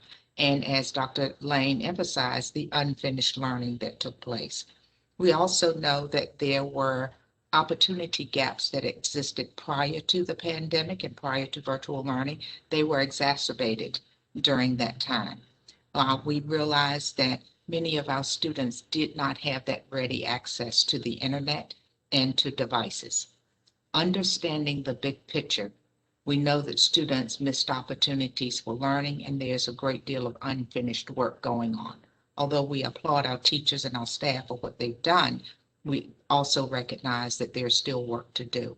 So on February the 9th, Dr. Lane convened a work group to take a look at what are those opportunities, where is that unfinished learning, and how do we systematically take a look, analyze, and make recommendations for how we move forward and help to close the gaps that have been extended since we went into virtual learning. So next page and the next one, please. So what was the charge? The charge was that Governor Northam directed all schools to work on a plan to reopen. So the charge was to make suggestions. How do we help school divisions to navigate from that virtual environment back to that face-to-face environment with an understanding of where their student needs are and their staff needs are, and then provide the support that they need in order to move their students forward. The charge also asks us to develop recommendations. The next one, please, Kristen. Develop recommendations, identify best practices, and identify resources that would help address the academic, the mental, and the social well-being of students, realizing that those are critical areas for students and their success. In this, we were to look at intervention, what were some of those practices that needed to be in place, remediation, enrichment, how do we prepare our teachers, and how do we support our teachers in their social emotional development also. Next slide. Our work in the Virginia Learns work group had four major areas of focus. Instructional practices, that was the lead on that was Dr. Bernice Cobbs from Franklin County. Assessment, Dr. Jared Cotton from Chesapeake. Emotional well-being, Dr. Dennis Carter from Smith County. And equity, Rashad Wright from Newport News. Each of these leads had a team of educators, representatives from the school division, community members, parents who were a part of the committees that worked together to either give input or to work directly with the leads in coming up with strategies. We asked them, and the charge to them was to continue that roadmap, a roadmap that would provide the support to school divisions and also identify for school divisions where are the resources and opportunities to have resources that would support the work. We've had many meetings to work on this. You can see in front of you multiple meetings, and there were a number of meetings outside of these that I have listed here. Stakeholder input. It was important to us that not only we listen to the leads and the team members on this task force, but we also intentionally sought the input of community members. What we have here is a breakdown of who did we hear from, who responded. You can see that the vast percentage of respondents were educators and parents and family members. What did we hear from them? Let's break it down by region. Who responded from each region? Our superintendents are broken down into 5 superintendents regional groups. And starting from, I'm facing the screen, starting from my left to the right, starting at the blue, going over to the last orange. We start with region 1, 2, and all the way through to region 8. And you can see how each of the regions, what type of participation in the survey we received from each region. Region 2 having the largest percentage of participants and respondents. Region 4 also had a good number. I'm in region 5. We had about 70% of the community members and staff and families in our region to respond to the survey. So what did the families and what did the data from the survey tell us? We had over 800 respondents from that survey. So Kristen, if you'll go to the recommended strategies that we got from the respondents, they ask us to please concentrate on small group instruction. Also, that we must, in our recommendations, give focused attention to the mental health supports for students and staff. We also needed to target specific groups of students. Remediation, enrichment had to be a priority, and face-to-face instruction was a priority for many of the respondents. Although there were some students and a small percentage of students, about 13%, who were successful in the virtual environment, we also realized that many families, many students needed the social interaction, needed the engagement that is provided in a face-to-face setting. So there was an outcry for a return to face-to-face instruction in order to provide for our students and our staff what they actually needed. Also, on the next page, we found out that many of the respondents asked us, please don't make summer school a requirement. Offer the summer school, make sure that it's focused, but don't make it a requirement. Also identify the priority concepts that need to be taught. Those concepts that help students move successfully from one grade level to another, or to transition from our high school into post-secondary education to our colleges and universities. So as we looked at what our community input was, each of the focus groups and the leads in the focus groups created a roadmap that administrators, teachers, and staff can use in the 4 core content area, four focus areas, in order to lead them to success in closing that gap that we know exists now with our students as a result of the pandemic. Why is our work important? The report that the team has put together is scheduled to be released within the next couple of weeks. It is in the hands of Dr. Lane and his team right now, and they're going over that report, and very soon it will be published for our school divisions to use. You can see that the work that we do in our school division is critical at this time. The pandemic has left our students in a critical state. Their social emotional well-being and their academic success now rest in our hands. And so bringing them back into our schools, providing the leadership and providing the interaction and the high quality instruction that meets the needs of the individuals is now a priority for us. So I look forward to the report being released very soon, getting into the hands of our leaders and being put into action in our school divisions to close out our school year, to also take us through the summer, and to lead us into next year. This is a multi-stage approach that we are recommending. And I'll take any questions. Very good. Thank you, Rosa. I am so incredibly glad to see this kind of focused effort. on this topic. You know, I get incredibly concerned about the long-term impact here. Questions for Dr. Atkins?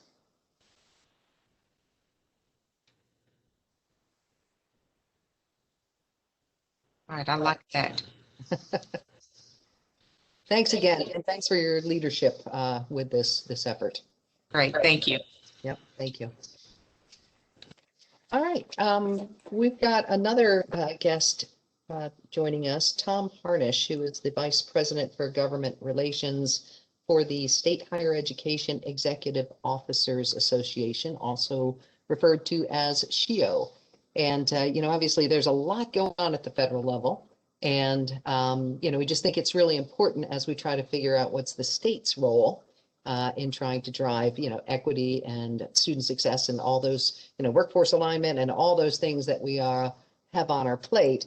We think it will be helpful for us to get a better understanding of what's going on at the federal level so that we can incorporate that. And Tom, I know you're going to kind of facilitate this discussion as well. So let me kick it to you first, and then we can get Mr. Harnish on here. Great. Thank you, Madam Chair, members of the council. I'll be very brief just to introduce Dr. Harnish. Dr. Harnish is the Vice President of Government Relations at SCHEV, the Association of State Higher Education Executive Officers. He's located in Washington, D.C., where his primary leadership responsibility is planning, implementing, and coordinating SCHEV's portfolio of federal relations policy, communication, and advocacy work. And just on a personal note, SCHEV and Dr. Harnish's team have been very helpful to SCHEV in navigating many of the federal changes over the last year. So definitely appreciate his efforts there in DC. Just a little bit more background. Dr. Harnish worked in a series of roles at the American Association of State Colleges and Universities from 2007 to 2019, including Director of State Relations and Policy Analysis. So with that, just please join me in welcoming Dr. Harnish. And Tom, the floor is yours. Okay, thank you so much, Tom, and thank you, Madam Chair, for the opportunity to speak. And a special thank you to Peter Blake. And Peter is the SCHEV, of course, for Virginia. Peter, for many years, has served in the SCHEV Executive Committee, and he is recognized as a leader among his peers in state higher education leadership. So I can start with my PowerPoint presentation. Kristen, can we be brought up or? Tom Allison's going to take care of that. Okay. He's got okay. it. Thank you. All right. Okay. In that case, let's go ahead and get started. Tom, okay. I'll catch up with you. Okay. Well, I'll go ahead and get started. But yeah, first of all, thank you all. I'm a big fan of Virginia higher education. I actually wrote my dissertation, and Peter was instrumental in helping me on that, on the role of business advocacy coalitions in state higher education. And I wrote it on the Virginia Business Higher Education Council. I got to know Peter and got to interview great higher education leaders, and just came away so impressed with all the effort that Virginia is putting into higher education and to help meeting its higher education goals. So so thank you for this opportunity to speak. And I also see Virginia right now as really a state on the move with its efforts to increase funding for higher education, extend educational opportunities to undocumented and DACA students, as well as efforts to extend free community college. So I see Virginia, as I look across the 50 states, as really a state that's doing really good things in higher education.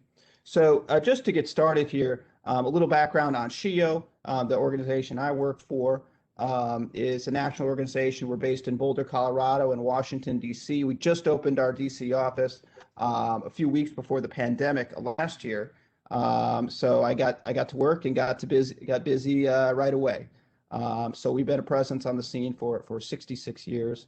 And our commitment, of course, is to equitable education for all Americans, regardless of race, ethnicity, gender, or socioeconomic factors. And so those are the values that really drive our organization and the work that we do every day.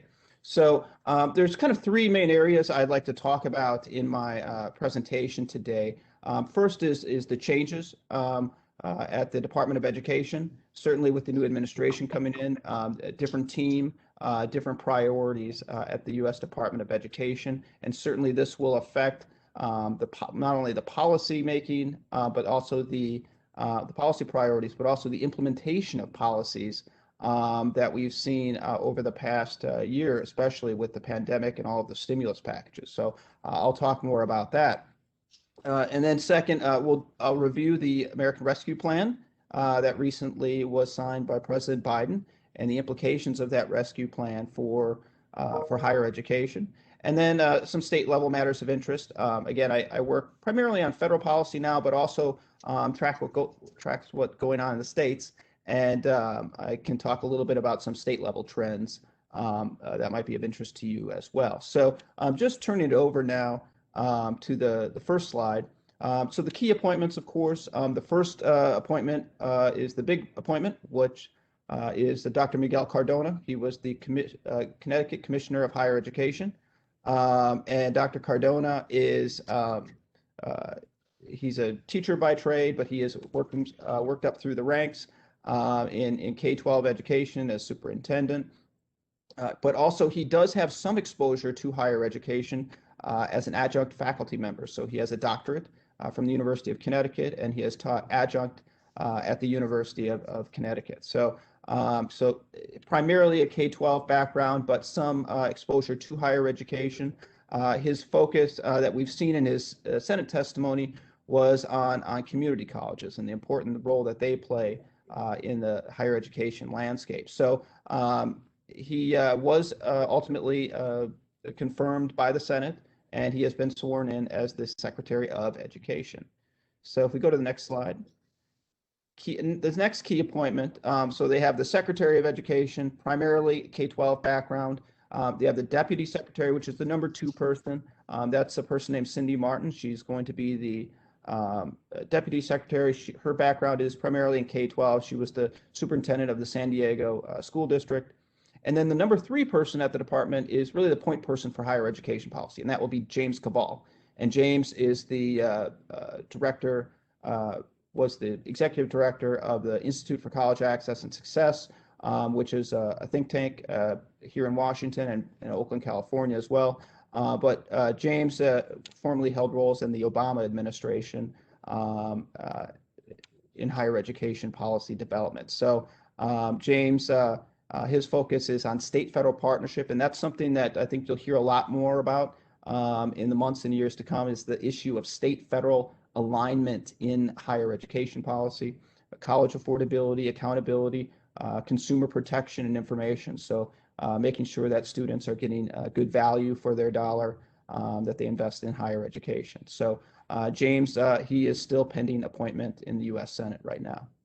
And then the next one, next key appointment, and someone who I've worked with is Dr. Michelle Asher Cooper, and as Acting Assistant Secretary for Post-Secondary Education. So while James's role will be more on policy development, Dr. Cooper's role, now Secretary Cooper, will be focused on implementation of policy. So as we have questions about the implementation of these various stimulus packages, we send them to Secretary Cooper and her team to make decisions on how these policies are going to be implemented. She was formerly president of the Institute for Higher Education Policy with a background in college affordability, data, and degree completion. So new team at the Department of Education that will be making new policies and as well as implementing the recovery packages. So as I go to the next slide, so the American Rescue Package, so there's a few key core tenets that will affect higher education.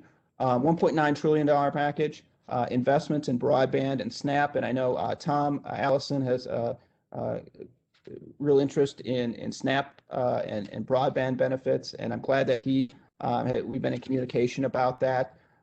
So there's been new investments in the SNAP program and as well as extended eligibility for SNAP benefits. So students with an EFC of 0, as well as students that are not eligible for federal work study. It used to be they have to participate in it. Now they just have to be eligible for federal work study. So they've expanded the eligibility, at least temporarily through the pandemic, for SNAP benefits. as well as key investments in broadband. And now one change that they've made is Pell eligible students are eligible for broadband discounts. So that's a huge win, I think, for our students, for our low income students, for internet access. It's so important right now. For higher education, I'm proud that SCHEV was one of the leading organizations in pushing for the $350 billion to state and local governments. That will be huge in providing flexibility to states with their budgets. Nearly $40 billion for higher education, so that will be direct funding to institutions that will not go through states, but rather directly from the Department of Education to institutions of higher education.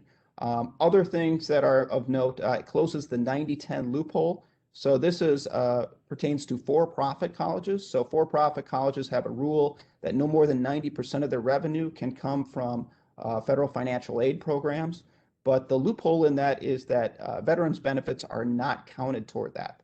And so they've seen some predatory behavior over the years from the for-profit college industry as it relates to our veterans and seeking to get their GI Bill benefits. So there's going to be, this law includes a crackdown on that. And so GI Bill benefits will be included in that 90% threshold for for-profit college revenue.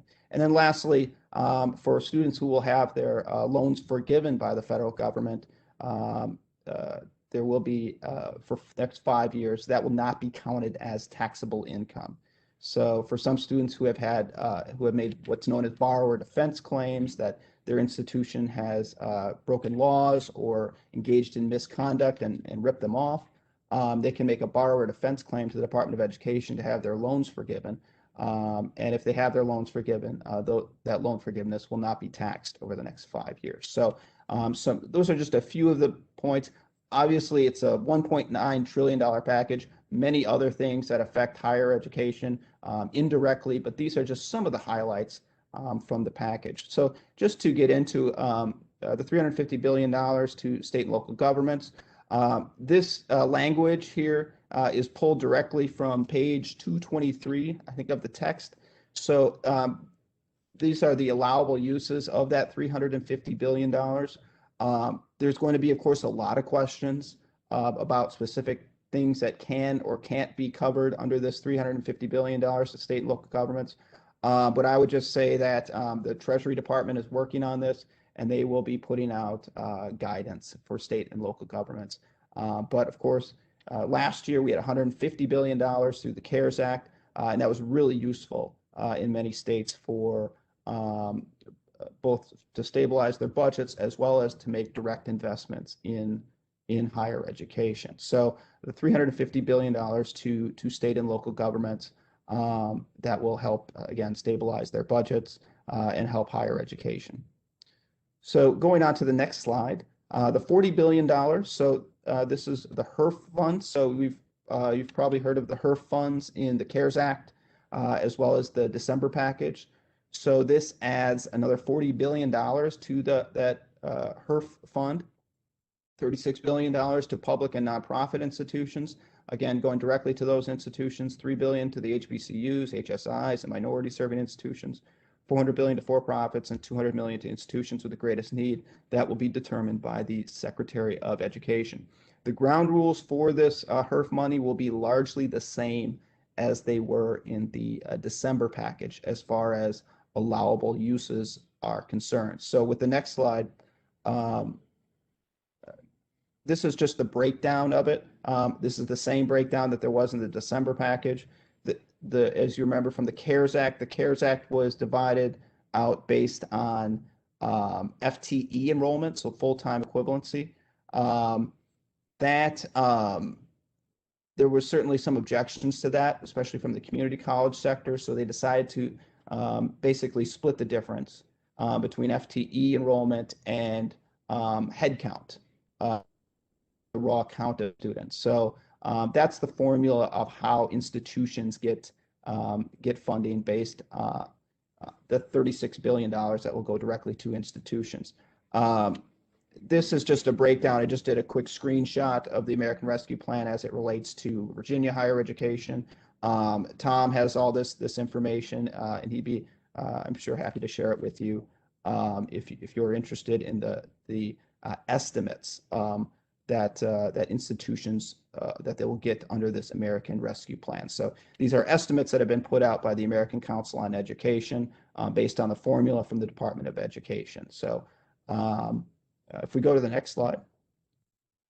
So key provisions, how you can use the money, lost revenue, reimbursement, technology costs, faculty, staff training, payroll. So there are pretty broad parameters as far as what you can use the funding on. And on last Friday, the Department of Education put out new guidance on what exactly lost revenue means and when you can use it. And they provided pretty broad, again, very broad parameters on lost revenue. One that I'm checking into right now that they didn't talk about was state budget cuts. But as long as you can show your math, so to speak, as far as lost revenue. So if you as far as like tuition, if you brought in 100 million on tuition and this year you brought in 70 million, and you can show that, you can show your math to the Department of Education, you can make the argument for lost revenue. So they do have a pretty handy FAQ that they put out last Friday. And then the lost revenue is for lost revenue since the beginning of the pandemic. So it was March 13th, 2020. So the department really wants institutions to spend this money as quickly as they can. So if we go down to the next slide, of the money that will go to institutions, 50% of the money will be distributed to students for grants. You need to prioritize needy students, but as far as how that's all worked out, that will be discretion of the institution. Aid can go to students who are in exclusively distance education programs. For undocumented DACA and international students, this is a more complicated issue because there are some laws that potentially could be barriers to them getting this aid. So that is actually being worked out right now at the Department of Justice. So we're in wait and see mode as far as whether undocumented DACA and international students are eligible for this aid. And I'll be in touch with SCHEV and the other higher education agencies as soon as I find that out. There are certainly some barriers that you can't spend the money on, and those are listed below. Those are the same, pretty much the same as in the CARES Act. So going now to the next slide. Magnus of effort provision. So this does have a magnus of effort provision that states need to maintain their funding. Basically, the share of the pie that you devoted to K-12 and higher education, you need to keep that share of the pie the same, whether the state budget pie got bigger or smaller. You need to keep the share of the pie for higher education and K-12 the same over the next 2 fiscal years. Now, we're still working with the department on the details of this, and this does apply to K-12 and higher education, but this only applies to the K-12 funding that you will receive. So you will receive the money in higher education regardless of what your state spends its money on, but if you do not meet the magnus of effort requirement that applies to K-12 and higher education, your K-12 money could be in jeopardy. So that's the magnus of effort provision, but it does have a broad waiver for the Secretary of Education for states that are in difficult budget situations. So just to finish up on state policy trends. So continued, just looking at the states right now and what the 50 states are up to on higher ed, continued interest in free college programs. So I know there's certainly been discussions in Virginia about this. Many other states have moved toward this model. It seems like the free college movement, while certainly people debate about it, one thing that the data is really starting to see is that that extends the conversation to bringing in a broader pool of students than there were before. So we're seeing that in Tennessee and other states, that there's real interest in just the simple marketing of a college opportunity being free. Now, we know, of course, nothing in life is free, but the simple message of free college is bringing new students into higher education. State budget situations throughout the country, it's very uneven, but I would just say that the states that are in real trouble and why we pushed for that $350 billion, are states that have economies that are very dependent on tourism, like Hawaii and Nevada, or natural gas and oil extraction. So states that are dependent on fossil fuels or tourism, hospitality, are states that we're looking at for this budget. Before this bill passed, we're looking at budget cuts that would define them probably for the rest of the decade. So this $350 billion will be helpful to all states, but it will be a lifeline to some states. And then I'll go through with Virginia and higher education, but other hot button issues, free speech. There have been complaints about free speech on college campuses, particularly from more conservative legislators. Chinese influence, this is a new issue. There's concern from some governors about Chinese influences on college campuses and reporting foreign gifts to state government. Right now, they have to be reported to the federal government, but states want that as well. Immigration, as well as payment to college athletes. So just a few slides next on the Virginia. Virginia has been making real strides. This is fresh data that just came out from Grapevine, where I sit on the board. But Virginia, over the last year, has surpassed the federal average on state higher education funding, as well as 2-year and at the 5-year mark as well. So Virginia is really making some investments in higher education. I think those investments over the years will really bear fruit. The next slide, this is a little bit more dated. So the last one was up to FY21. This is FY19, but this just shows the devastation of the recession on higher education funding. So many states have, on a per student funding level, never really recovered from the recession as it relates to higher education funding. And then lastly, Virginia, as it's on the 50 states, Virginia is listed there as far as per student state appropriations for higher education. Again, this is FY19, so it is a little bit dated, but we should have our new data up for FY20 up in just a few weeks. And then net tuition revenue, this is a story in many states, but just the share of the student share of tuition revenue paid has certainly increased. This is the cost shift from the state to students and families for the cost of their education. So with that, I'm a little over time, but I'd be happy to answer any questions that you might have. Great, thank you, Dr. Harnish. Appreciate that. A lot of good information there. Questions?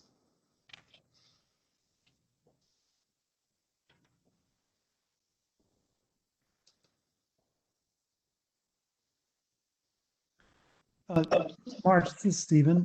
Tom, really appreciate your comments and appreciate the great work of SCHEV, which is so helpful in many ways, particularly benchmarking how different states are handling higher education funding and policy. I was quite interested to see the maintenance of effort provision show up again, as it did several years ago. Curious if you think there's any movement nationally, recognizing that there's been this big cost shift that states have undergone, understandably because of Medicaid and pension obligations, but nevertheless, it's resulted in, more costs going to students and their families, and ultimately a much bigger burden for the federal student loan program. Do you think there's any bipartisan interest from the federal level of linking maintenance of effort provision with state's eligibility for federally subsidized student loan programs? Or is there any, I know there's been some folks who have made the case for that as a way to kind of avoid this continued shift over time. Yeah, I mean, I would say that, yes, in the broader sense of that, the federal government, and this is, I think, one of the things that James is going to tackle, it's going to be the number one issue on SCHEV's agenda, is moving toward a system where we start aligning state and federal funding for higher education. So providing incentives for states to invest in higher education, because it's kind of a cycle. States run into budget situations, difficult budget years. Higher education is one of the first things to get cut. And then the tuition then increases, and then they come to Washington, looking for increases in the Pell Grant. And to be fair, there have been increases in the Pell Grant, but the Pell Grant has not kept up with the rate of tuition increases over the years. So there are certainly interests and proposals from SCHEV, from I was at ASCEW.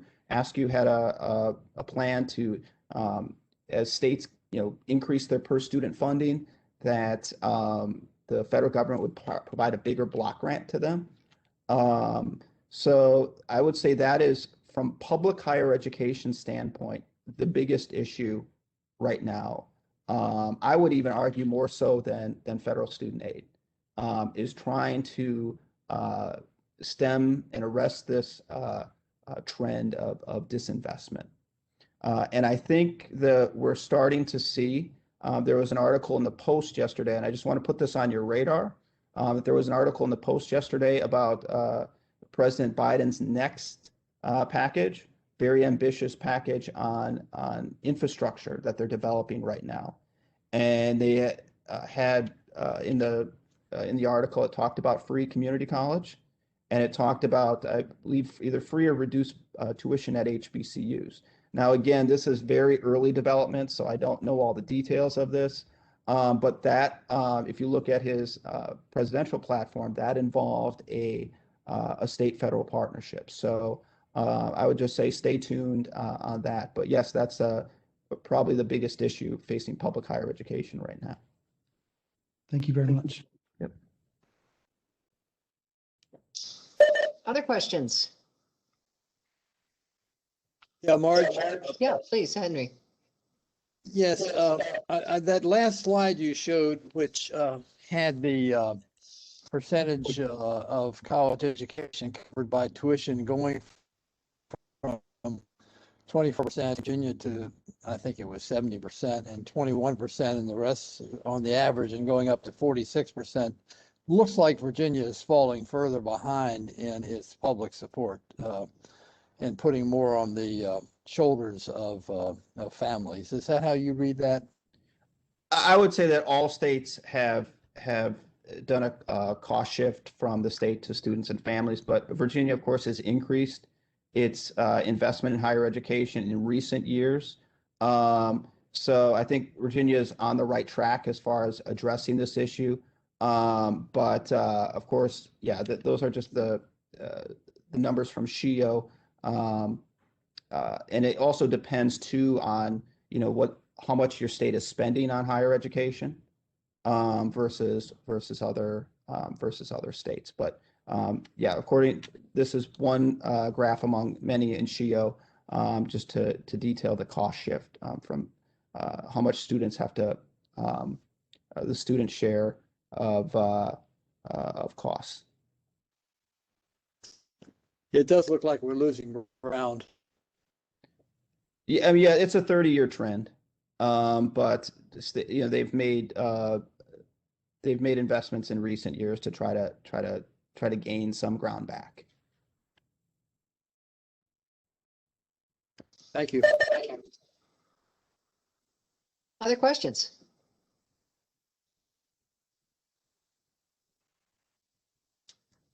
All right, then, Dr. Harnish, thank you very, very much. Thank you for the opportunity. Yeah, this is really great information, and good to know that we have you on point, and I'm sure we will continue to be in touch and partner with you to get these next bit of programs, I'll say, aligned with hopefully some of the goals that we have at a state level. Thank you, Madam Chair. My pleasure. Take care. All right. So obviously we're running a bit late here. We do have a break scheduled. I'd like to just kind of ask for folks to, do, since we're virtual, we have a little more flexibility. So if you need to, step away for a few minutes, that's certainly fine. I'd like to keep going if folks are okay with that. And then I would like to turn it over, Peter, to you for your agency director report. Okay, thanks, Madam Chair, and I hope council members have appreciated the information that we've received today, and I'm glad so many of you have contributed to the conversation. So I thought that has gone very well. I'm going to report from page 110 in your materials, and I'll go quickly because there's some things that you can read for yourselves.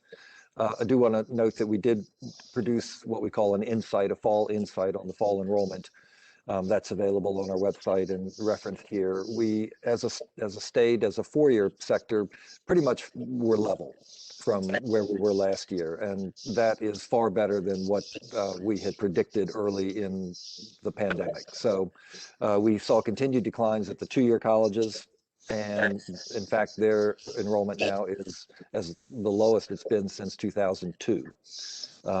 We believe that the G3 program that we've already talked about several times today will have a material effect on turning that around as well. So we're looking forward to that. There is some concern about the first time in college students. So you're entering freshmen was considerably lower at many institutions last fall, and that'll have a ripple effect. We're beginning to get reports for this fall on the enrollment, and it appears to be stabilizing. But still, you have that blip from last fall, where your first time in college students did not enroll as high a level as they had previously. Second item, I'll talk a little bit about the General Assembly session. It was, different in so many ways. We had bill limits this time that were more severe than bill limits in the past. We had an expedited session that was going to be a certain number of days. Of course, it got extended, but because of that, the committees moved through their legislation more quickly. And then it was a virtual world. And so I think all those things conspired in such a way that we had fewer pieces of legislation that we were following this year than we had been in the past.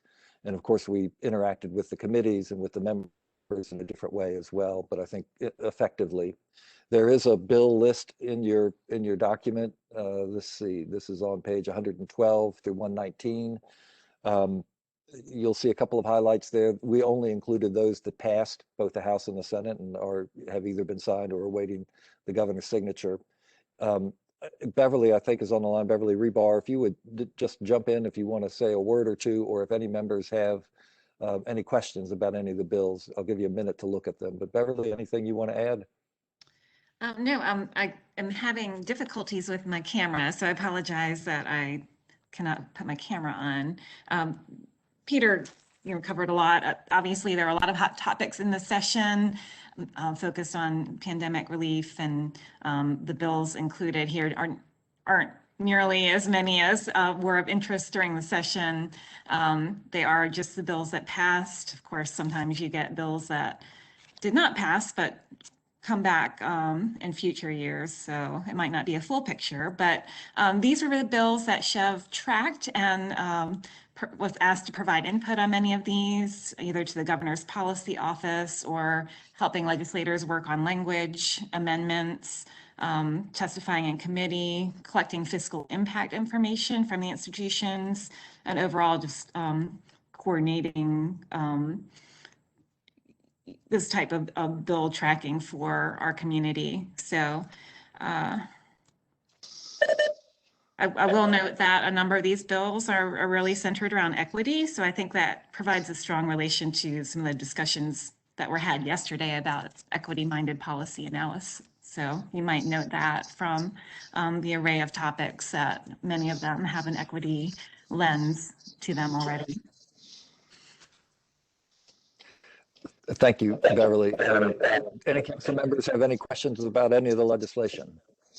Hey, can I just make one comment, Peter, because I had the opportunity to join Peter on probably about a dozen calls with legislators. And I got to tell you, I was really impressed, both with the level of engagement, because this was such a crammed session that for anybody to give you a half an hour, it was a real statement, that this is a priority and something they cared about. And yeah, so the degree to which we had access was really great. And then just the knowledgeability of the folks that we had. I mean, they were, very much in tune with what we've been doing, what we were trying to do. I agree with Peter. I think the bill limitation was probably the absolutely the biggest constraint, right? There was way more willingness and desire to promote additional things. So I think we will, you know, when we have the next session, I think we'll have some additional opportunities to push forward some of the things that we've been working on. But I felt an amazing amount of support and belief that, you know what, higher education really is a major element of what is going to make Virginia, you know, a great place to live, a great place to work, and certainly a great place for education. I appreciate that, and the time that you gave to all of those calls as well.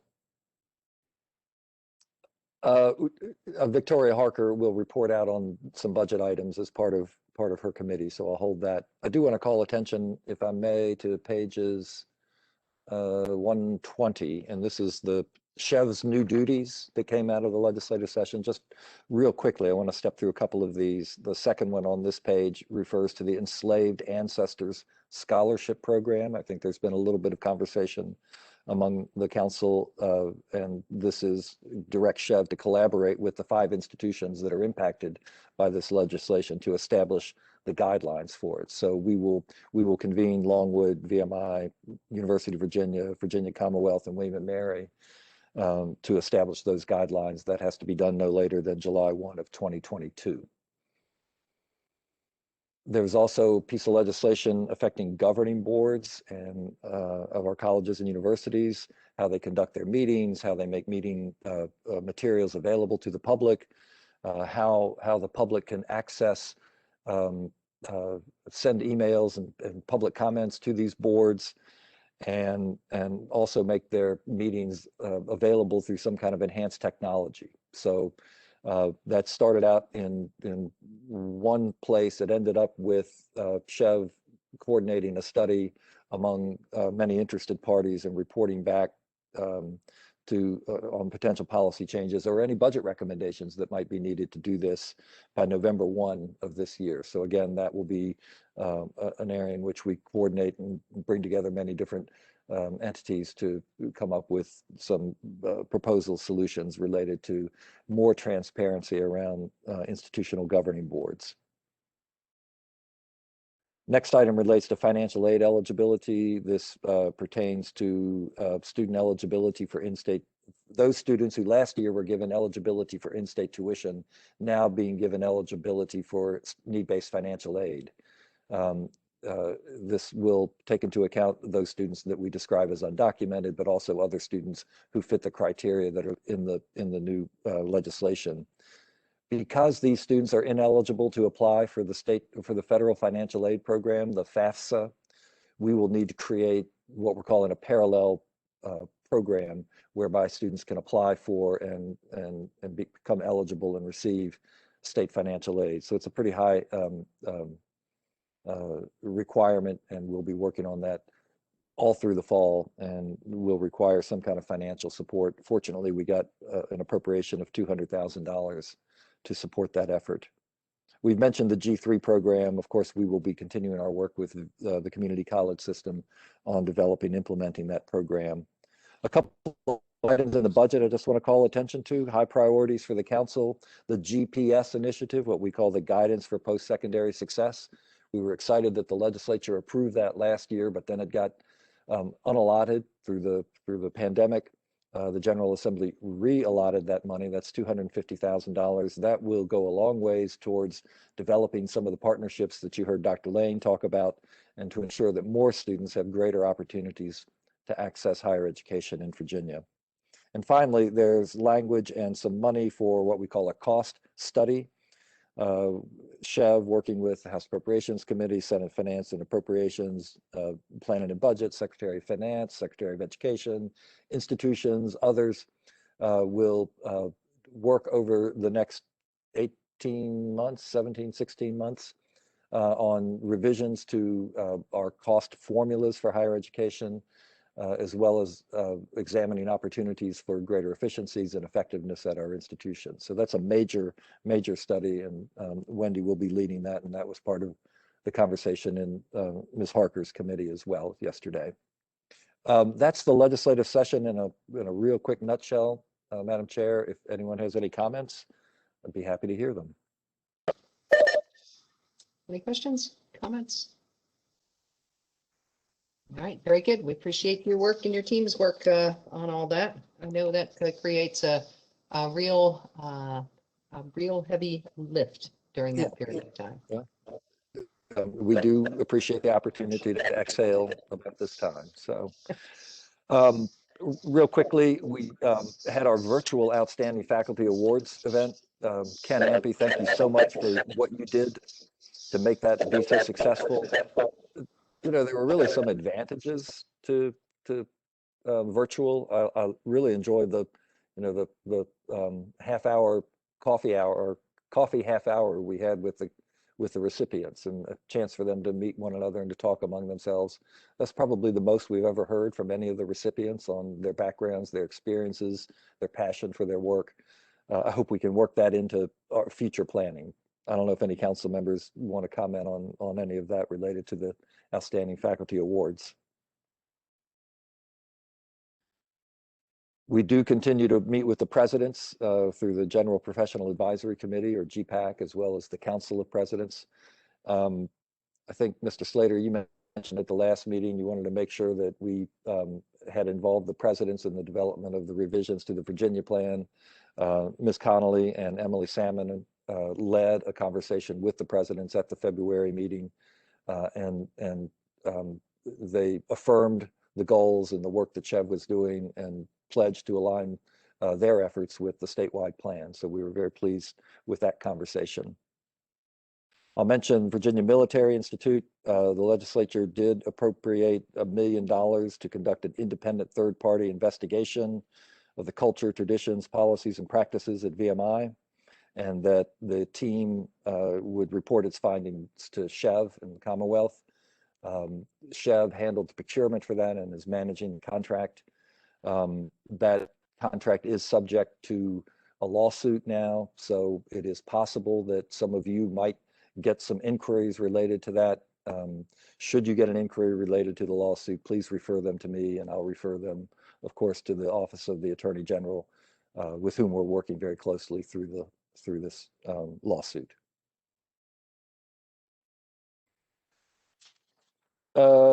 We have a couple of attachments to this session. One is on the Innovative Internship Fund and Program. The really good news there is that the General Assembly filled the tank up on that one as well. In the last session, they had $2 million for the next fiscal year for the program.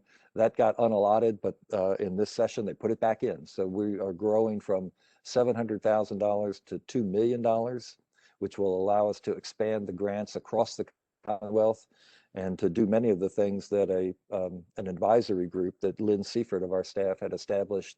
Many of the things that advisory group had recommended that we do, we are able to do. So I'm very excited about that. There is a write-up in your material. In the interest of time, I'll not go into it right now, but if you had questions, Lynn's on the line and would be happy to answer them. We have a couple of staff updates. Sandra Freeman is our new director of the private post-secondary education section. She succeeds Sylvia Rosa Casanova, who retired last year.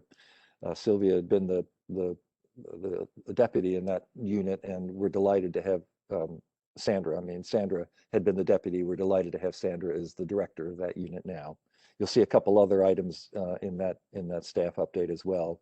I conclude, Madam Chair, I'd like to turn it over very briefly to Emily Salmon to continue the attention on the pathways to opportunity and the Virginia Plan for Higher Ed. There is an attachment in your document on page 128. We'd like just to turn this over, if it's okay, Madam Chair, to Emily. Yep, absolutely. Emily? Good morning and thank you. I will be brief.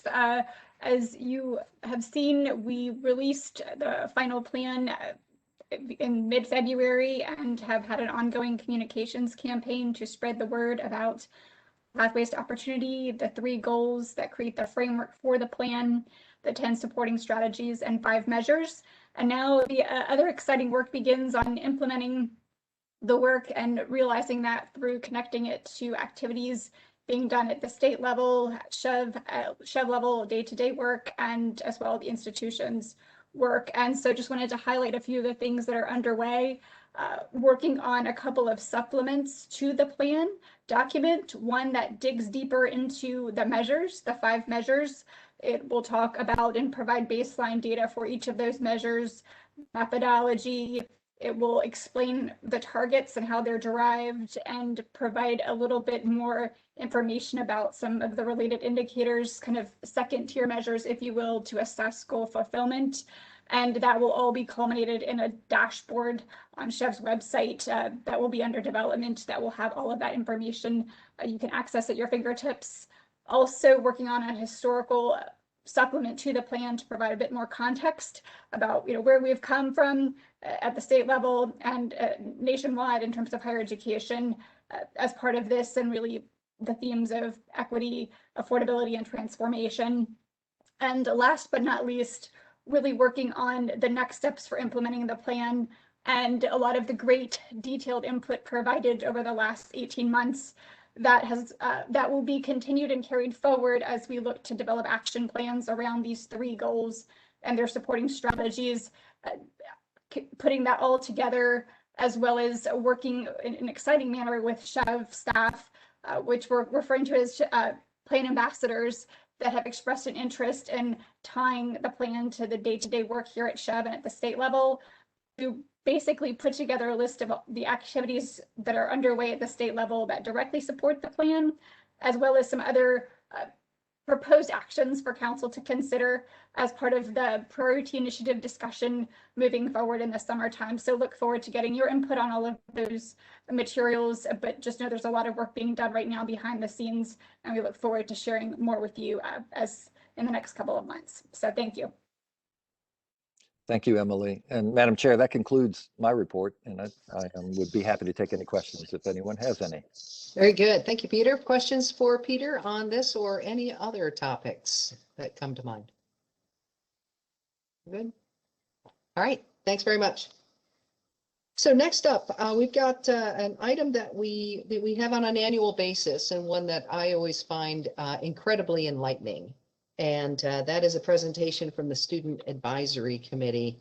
And I want to personally thank the students who are here with us today for taking the time both to participate in this effort, but also to come here and share your thoughts with us. Tom, I think you're going to help manage this conversation. That's right, Madam Chair. Thanks so much for your time, and thanks for that kind intro. Working with the Student Advisory Committee is also one of my favorite parts about working at SCHEV. So I'm just going to pull up the presentation that 4 members of our Student Advisory Committee put together. So just as a quick reminder, the Student Advisory Committee is enshrined in the Code of Virginia. We are very happy to, and we think it's very important to elevate their perspective and a variety of issues that the Virginia works on. And I think what's really special about this group is that it's one of the only organization in Virginia that brings together student leaders from the 4-year public institutions, our community colleges, as well as our private nonprofit and proprietary institutions as well. So very excited to have them here. As a quick intro, because I know we're running a little short on time, I'm going to maximize the time they have with us. Today we have 4 representatives from the Student Advisory Committee. We have Anirban Mahanti, who is a junior from Northern Virginia, studying molecular biology at VCU. He's interested in pursuing an MD, PhD to become a surgeon scientist. Rina Medavarapu is a junior at Virginia Tech, majoring in computational modeling and data analytics with a minor in intellectual property. On campus, Rina is a part of the Student Managed Endowment for Educational Development, or SEED, and is involved in the Society of Women Engineers. We also have Eric Monroe, who is a senior at the Virginia Military Institute, majoring in electrical and computer engineering from Waynesboro, Virginia. He is contracted and commissioned in the United States Air Force and is an honors cadet through VMI's Institute Scholar Program. And lastly, we have, last but not least, we have Tiffany Williams, who is a senior at Old Dominion University, majoring in healthcare administration and a minor in management. She works full-time in the healthcare industry and is a mother to 5 children. So with that, I'm going to hand over the floor to Anirban and Rena, who are serving as our co-chairs for SAC this year.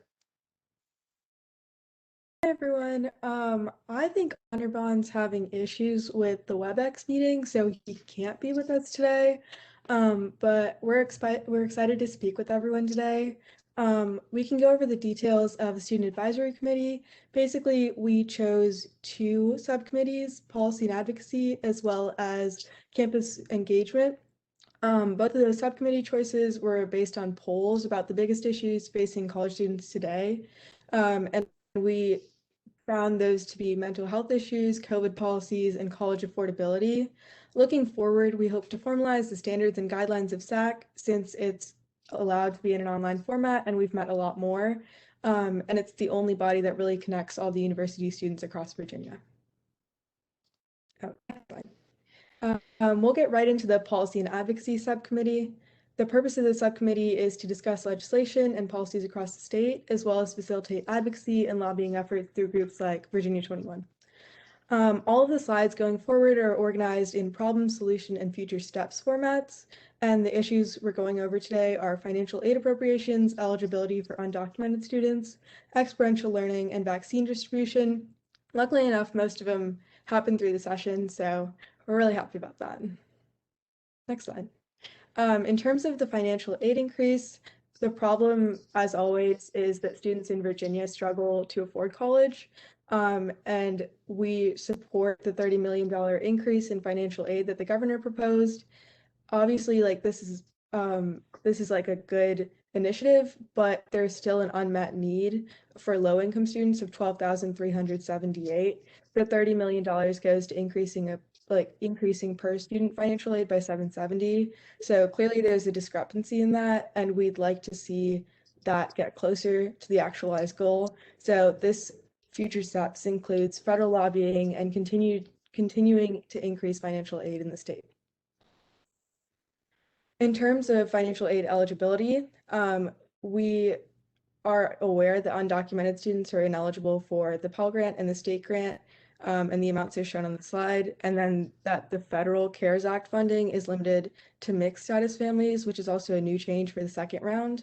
Our proposed solution is the House bill that passed through the session, which extends eligibility to students eligible for in-state tuition.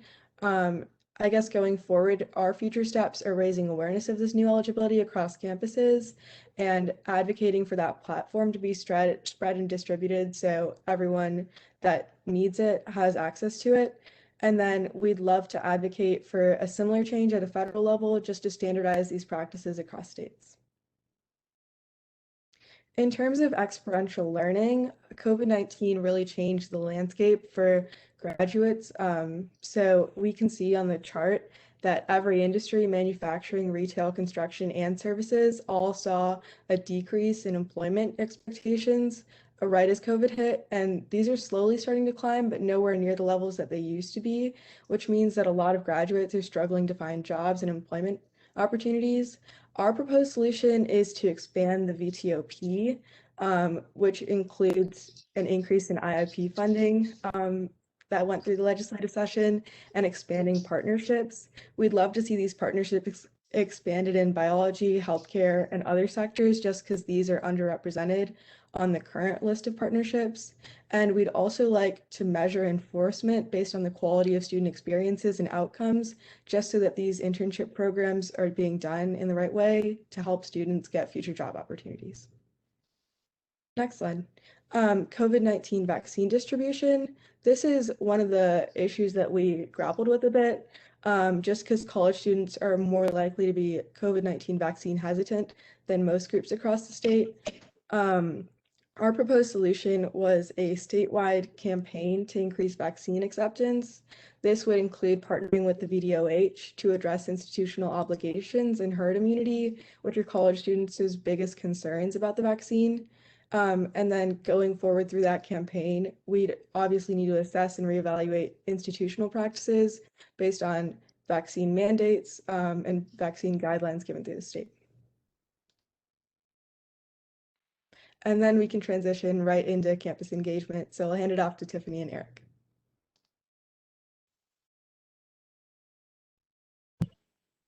Thank you so much, Rena. My name is Tiffany Williams. I'm from Old Dominion University.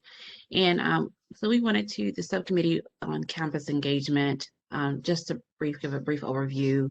We wanted to bring awareness, elevating awareness for the social media platforms, student organizations, parent networks, and some of the proposed initiatives that the campus engagement subcommittee discussed were about mental health and food insecurity.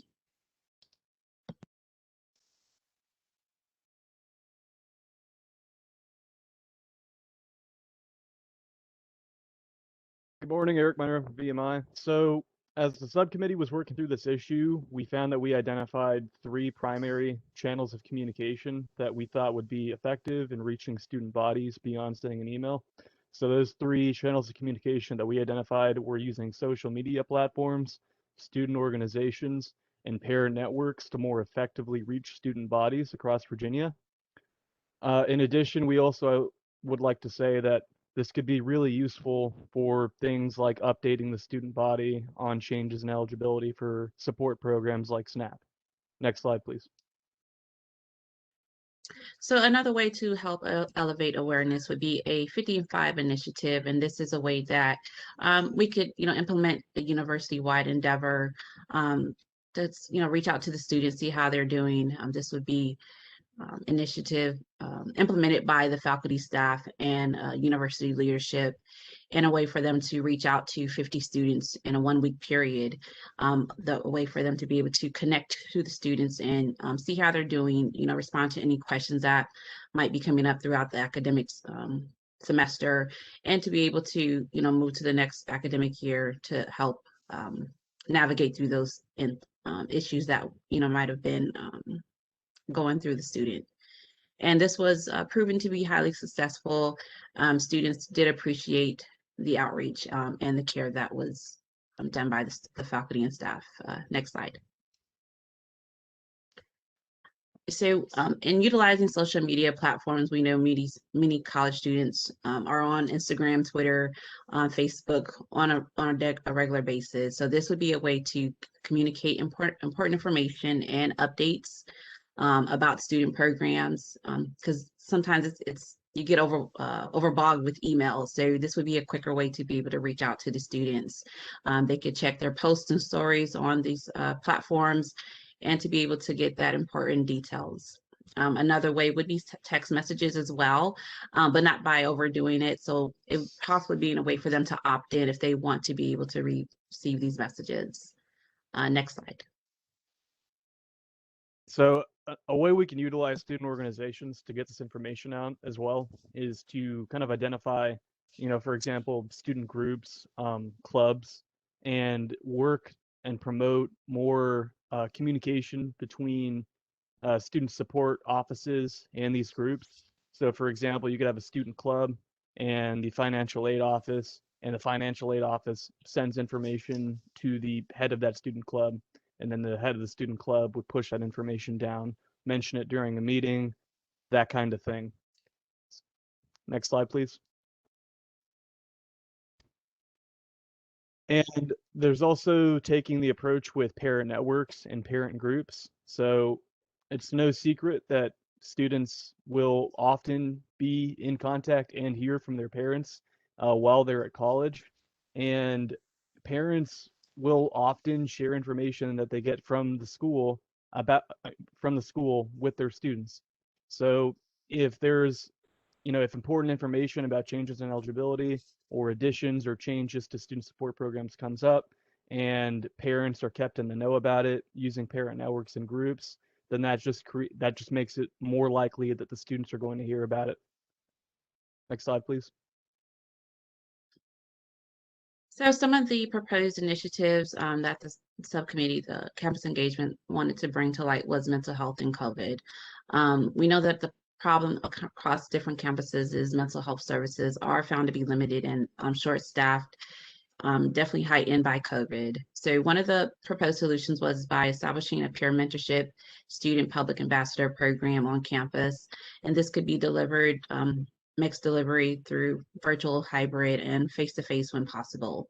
Some of the future steps that can be taken is by engaging the faculty and staff, university leadership to, be able to send out those emails, calls, postcards to the students during holiday seasons, just to see how they're doing, to make headway of the spring semester. Another way would be, just to survey the students during the fall and spring semesters, just to determine, their needs, to see how they're going, see how things were going, and, to be able to provide those suggestions for the future academic year. Next slide. Another proposed initiative is food insecurity. At least 8% of the college students report that facing food insecurity, and many that are eligible for SNAP, they don't enroll. So one proposed solutions is the new federal criteria that would expand the SNAP eligibility. The SAC did help the Department of Social Services with this promotional information. And as you can see, the flyer to your right or my left. And future steps would be possibly to establish permanent campus-based food pantries during the academic year, and being able to also work with the DSS to implement the state bill, the 1820, that would expand eligibility further. Next slide.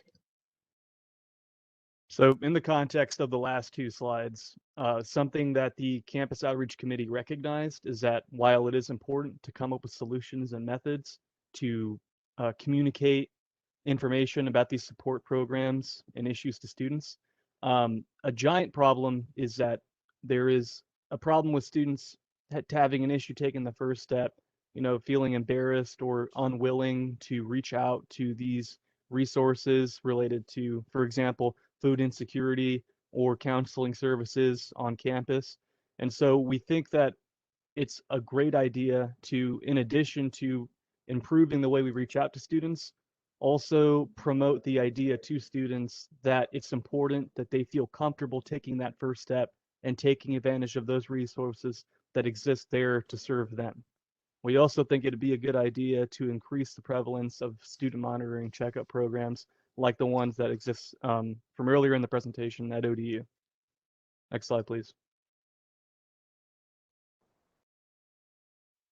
So that concludes our prepared presentation. I see that Anirban has jumped on into the WebEx, but I think is muted. So if we could figure out a way to elevate him, that would be great. But for there, Madam Chair, I'll hand it over to you if you want to open up the floor for questions or for comments.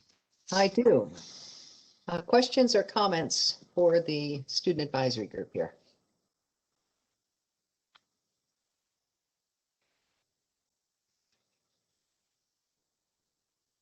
I just wanted to add, it's an outstanding group of students. Thank you for your report. Agreed. I appreciate it. Thank you. Thank you very much. Thank you as well. I guess I just have a general question, which is, how would you compare the issues and priorities, or maybe the intensity of those issues and priorities in this kind of pandemic-driven year versus your experience with those same things pre-pandemic? Is it the same, just greater? Are they different? I mean, what's your view? I think we all believe that, it won't be an old normal that we return to, that it'll be a new normal that we return to. But certainly that, the just super crazy year that we've had, will indeed come to some sort of an end. So curious about how that you believe looks going forward. I definitely think some issues have been exacerbated by COVID. For example, mental health that we mentioned. Mm-hmm. But I think other issues have just shifted so that they're at the same level, but it's different things. For example, like academic classes, I think we've kind of gotten used to the online format, but it's definitely a normal like you're talking about. Mm-hmm. Okay. I could also speak to that, Madam Chair. Please. We've seen with problems like mental health on campus and food insecurity. The Campus Outreach Committee recognized that these were problems that existed in a capacity before COVID, and we believe that they will continue to exist after COVID. What we've kind of found is that COVID has just heightened the severity and public perception of these issues. So if anything, the existence of COVID and the effect that it's had on us in the past year is just bringing more awareness to the problems. Yeah. And, you know, causing more people to look at it and try to come up with proposals and solutions. So even after COVID isn't an issue anymore, these measures we're proposing will potentially be put in place. Yep. Yeah, and oddly, you know, maybe a silver lining is that the additional conversation and the additional awareness actually takes down some of the stigma that you guys were referencing that, you know, keeps people from actually accessing some of the support structures that are available. Madam Chair? Yeah, please, Alex. One more question, and I want to thank you all for not only this excellent presentation. I think part of the reason you're not receiving many questions is because you did such a phenomenal job, not only of presenting, but also of identifying problems that resonate with all of us and solutions that really resonate as well. So really want to thank you for your work. I was wondering, building on what our chairman was just alluding to, the silver lining piece. You've identified many of the intensified challenges that exist.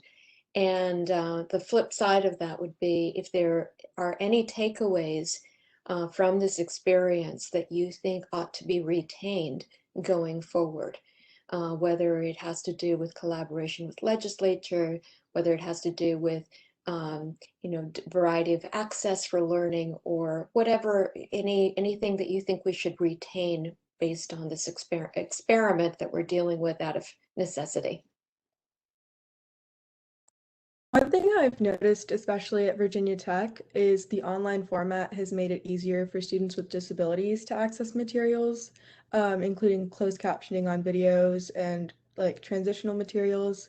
And then a lot of teachers also make tests like open book, so it's more applied concepts, which has been an interesting shift. And it's obviously no collaboration, but that open book shift has really like allowed the test to get harder in a way, but really to see those concepts applied. But I think those are the two biggest things that I've seen. Oh, and one other thing is international students. I've heard of different people with different experiences that have enjoyed the like ability to stay at home with their families in the same country, but still access classes. I think the issue with that is really like addressing synchronous classes that meet at like 8 a.m. when they're sleeping. So really finding a balance for that has been a struggle, but there are definitely pros and cons. And if I can add to that, my name is Anirban. Sorry, I was having technical difficulties. I think the biggest thing that one of the biggest issues VCU has had has been trying to find a really efficient way to communicate with its students and get information out. And also, before COVID, VCU, all universities, but VCU has a lot of resources to support students, but students aren't aware of how to connect with them or how to find them. So I think COVID has given a lot of these resources visibility. So I think keeping a lot of these measures in place will allow kind of that word of mouth communication to keep going and keep students informed in future years as well. And also, I just wanted to add something as well. And being that I've been a distant learning, so I've been remote throughout my 4 years at Old Dominion. So seeing the level of the mental health, the food security, all of that rolled into one, I feel like at ODU, they are kind of struggling with it because it's not the norm. So, I've heard from, some of the student government, the teachers aren't giving as much grace for the students to be able to, maneuver through being, completely online with Zoom and being able to find time to balance to study. I mean, for myself, it's been a challenge, but it's heightened at a higher level. So I think with these initiatives, these proposed initiatives, if they could sort of be instilled, moving forward, that way it'll sort of create a norm for the students and be able to access these resources. Can you talk a little about the experience? And obviously it's been a very curtailed, whether it's job study or internships, that sort of thing. Sort of what has the experience been in terms of your institutions leaning into helping, and what might there be a broader need for either at the SCHEV level or otherwise? We moved our career. Oh, sorry. You can go. It's okay. So for the internship, kind of it's been difficult. They give you the information, the resources, but it's more so the student has to do the legwork behind it. Myself personally, it being my senior year and having to complete an internship, it's been kind of difficult for me as I work full time in healthcare. So I've already been, exposed to the kind of what's the requirement for the internship. But if there was a way to, to be able to, I guess in essence, a mentorship internship kind of combined to be able to pinpoint, certain degree programs to match them, for the internships that kind of meet their needs. That's kind of, it's not there. So I've seen it's been difficult for me personally. Arnabon? Yeah, so at VCU, I think what we saw in the last year is sort of this change of mindset. Before COVID, there was this idea that undergraduates are sort of on, researchers' times, or people who are funding or providing this internship or learning experience. And after the lockdown, VCU kind of started to realize how dependent the institution is for its research enterprise on like the undergraduate workforce. So that's helped with, we're starting something called REAL, Relevant Experiential and Applied Learning, which is an initiative to tie together not just internships, but also work study, service learning, and recognizing the different kinds of experiential learning. So I think that would be a really strong step into supporting experiences that aren't just with companies, internships, and that kind of thing, but also service learning and leadership, and exploring how that can be really helpful for the undergraduate education. Okay, Rena? One thing, I can speak to tech just because that's like what my major is. But one thing that's been nice about internships is that they're online. Just because all we need to do is code. But it's been nice to see that transition. I think the difficulty with most of it is like our career fairs have also moved online. So there's like much longer lines because all you have to do is sign up. So there's like a 200-person line and you might not even meet with the recruiter. Whereas in person, it's much quicker and it's much more efficient. And I want to say our actual career fair last semester crashed down in the middle, so the system couldn't handle that amount of students. So I think expanding like computer resources would be beneficial. But I think the efforts have been nice. I think just the implementation just needs to be a little fixed up. Very good. All right. Well, thank you guys again. I really appreciate the work that you've done here. Your presentation really was masterfully laid out. I really, liked how you're just the clarity of stating, here's the problem, here's the proposed solution, here's what we're doing. That was terrific, really was. And very much aligned, I think, with many of the things that council has been working on, which is always a good thing to find as well. So thank you. We wish you the very, very best as you continue on in this year. And thanks again.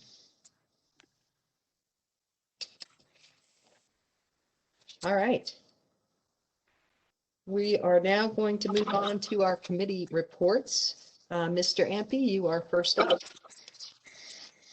Thank you, Marge. Good morning, everyone. It's still morning. Good morning.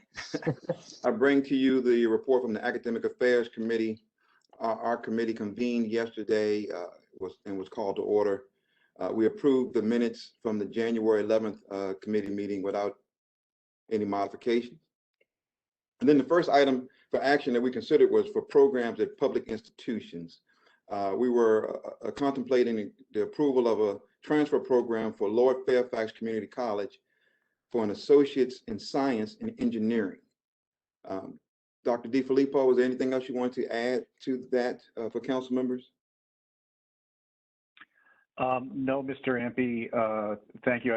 Except one thing, the committee treated that program and the two from Virginia Tech in together. But That's right. otherwise, I have nothing to say unless there's specific questions. Thank you. Thank you. Good point. So in addition to that, we had a program degree, a bachelor's degree program for teacher education. Council may recall that in 2018, the General Assembly passed legislation that allowed undergraduate program education to serve as teacher prep programs.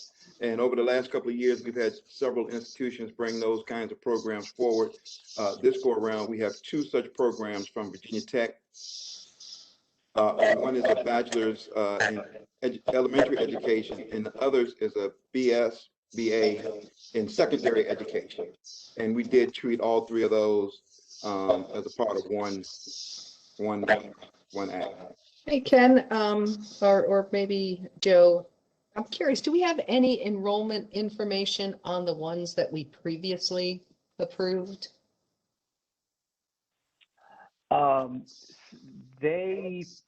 There should, I think we probably have 1 year's worth of enrollment information in the SCHEV data system.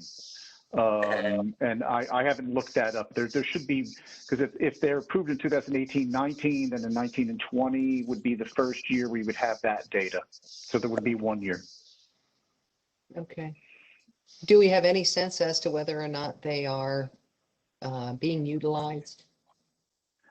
I assume they are, Madam Chair. I confess that I haven't looked. But that's an interesting question. I'll go and research that and see how they're doing relative to the initial projections.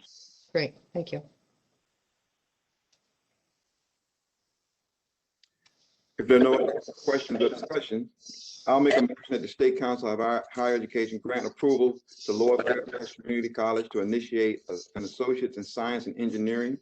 That Virginia Tech will be allowed to initiate a Bachelor's of Science in Education in Elementary Education, as well as a Bachelor of Arts in Education and a Bachelor of Science in Education in Secondary Education, all to commence the fall of 2021.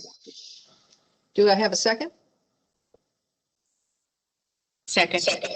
Thank you. And Kristen, would you take the roll, please?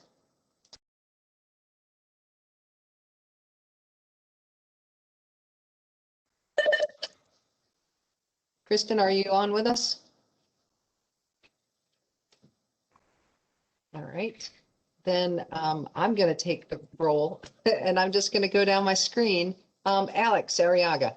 Aye. Catherine Webb. She said aye. Marianne Radcliffe. Ken Ampey. Rosa Atkins. Voted aye. Steve Murray. Aye. Thad Holloman. Aye. Aye. Tom Slater. Aye. Victoria Harker. Aye. And I vote aye as well. So I think that is, right, Henry. There you are. Sorry. Another aye. Okay. I think everyone voted aye. No abstentions or nays. So it passes. Ken, back to you.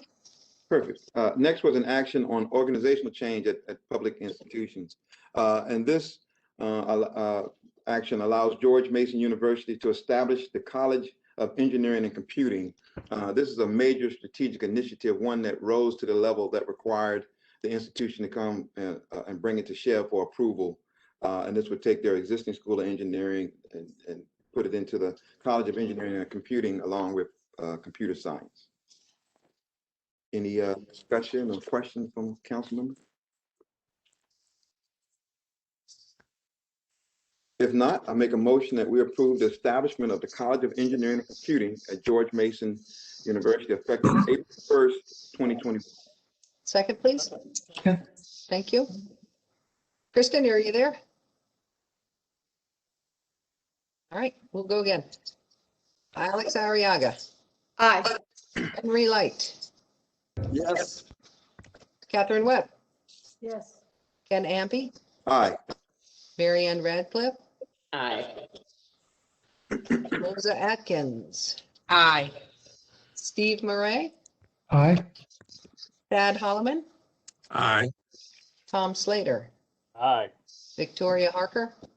Aye. And I am an aye as well. So again, the measure passes unopposed. Ken, back to you. Next, the committee contemplated action on private post-secondary institution certification. This is related to Bryant Stratton College. The college was founded in 1864, and in that entire time, it has had a single owner. At this point in time, the ownership would like to turn the institution over to a nonprofit foundation, and that constitutes a change of ownership that requires SCHEV's approval for their certification. Any questions? Okay. If not, I'll make a motion that certifies Bryant Stratton to operate a degree-granting post-secondary institution at 3 locations, Hampton, Richmond, Virginia Beach, in the Commonwealth of Virginia, effective March 23rd, 2021. Is there a second? Second. Thank you. Alex Arriaga? Yes. Henry Light? Yes. Henry Webb? Aye. Ken Ampe? Aye. Marianne Radcliffe? Aye. Rosa Atkins? Aye. Stephen Murray? Aye. Thad Holloman? Aye. Victoria Parker? Aye. And I am in agreement as well. So Tom the- Slater votes aye as well. I'm sorry, Tom. How'd I do that? All right. Thank you. All right. Ken? Next, the committee heard from staff on a proposed final enrollment agreement regulation. The General Assembly in 2017 asked that SCHEV develop a regulation language around enrollment agreements. If this sort of assumes students are consumers, this would be more of a consumer protection measure where the institutions put enrollment agreements in place with the students. Any questions?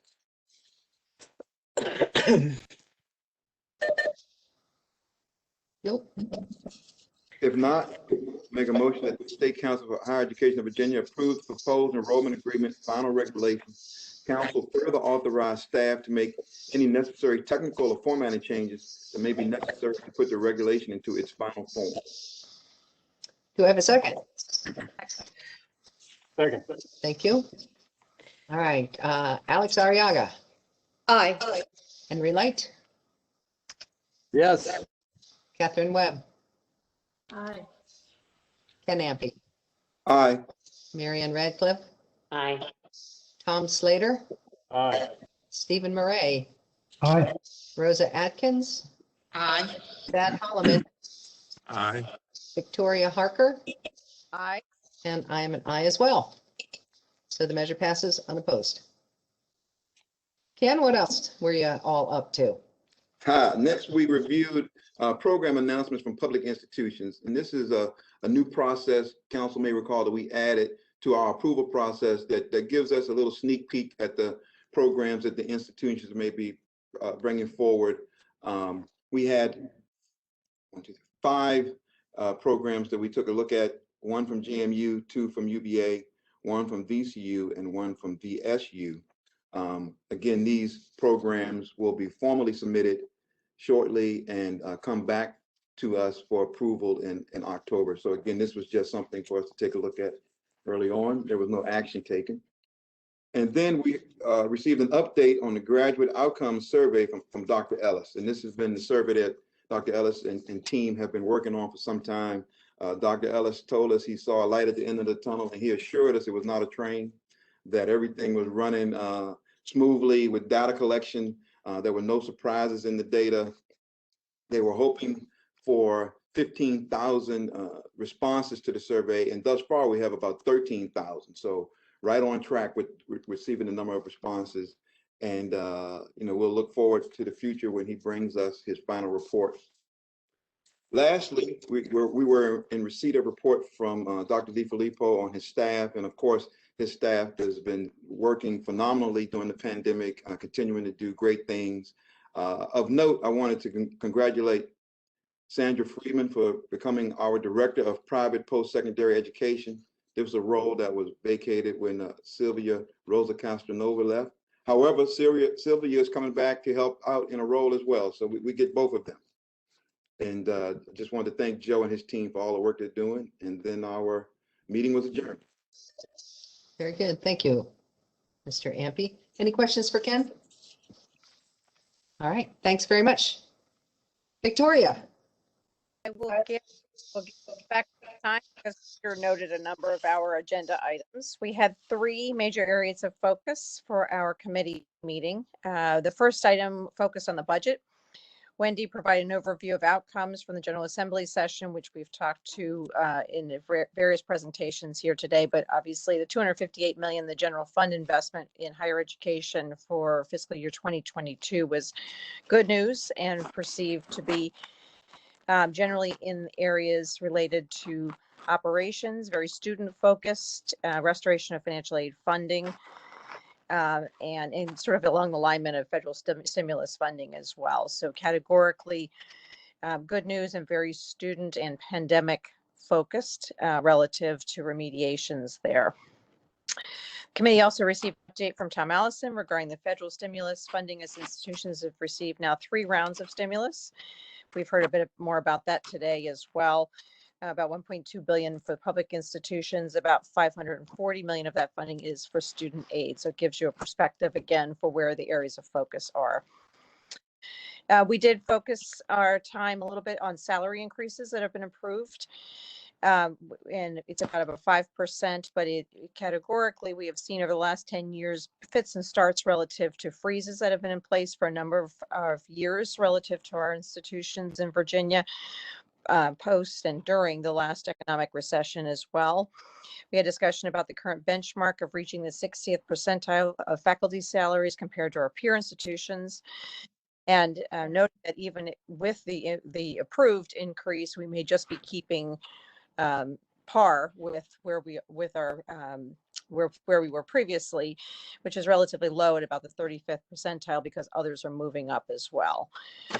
So more to come on that. The second agenda item we tackled was relating to the 6-year planning process, which Dr. Husky is shepherding again for us. It is, again, an important time to be looking at this, given the fact that there are cost and revenue impacts from the pandemic, some of which are one-time in nature, others of which will be recurring. But it's a process by which we're bringing together institutional leadership with policymakers and fiscal stakeholders in Virginia to discuss vision and alignment with the state needs. And it's a very important 6-year study at this point, given what we've just come through with relative to the pandemic. I won't spend a lot of time going through the process, but there will be meetings occurring over this summer, virtually in advance of the biennium budget preparation. Our role, as a reminder, is to serve as member of UP6 and serve as staff for the process.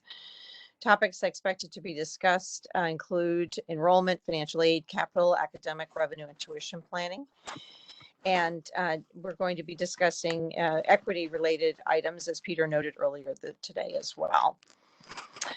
The third agenda item relates to upcoming projects that the Resource and Planning Committee will review and potentially take action on in the coming year.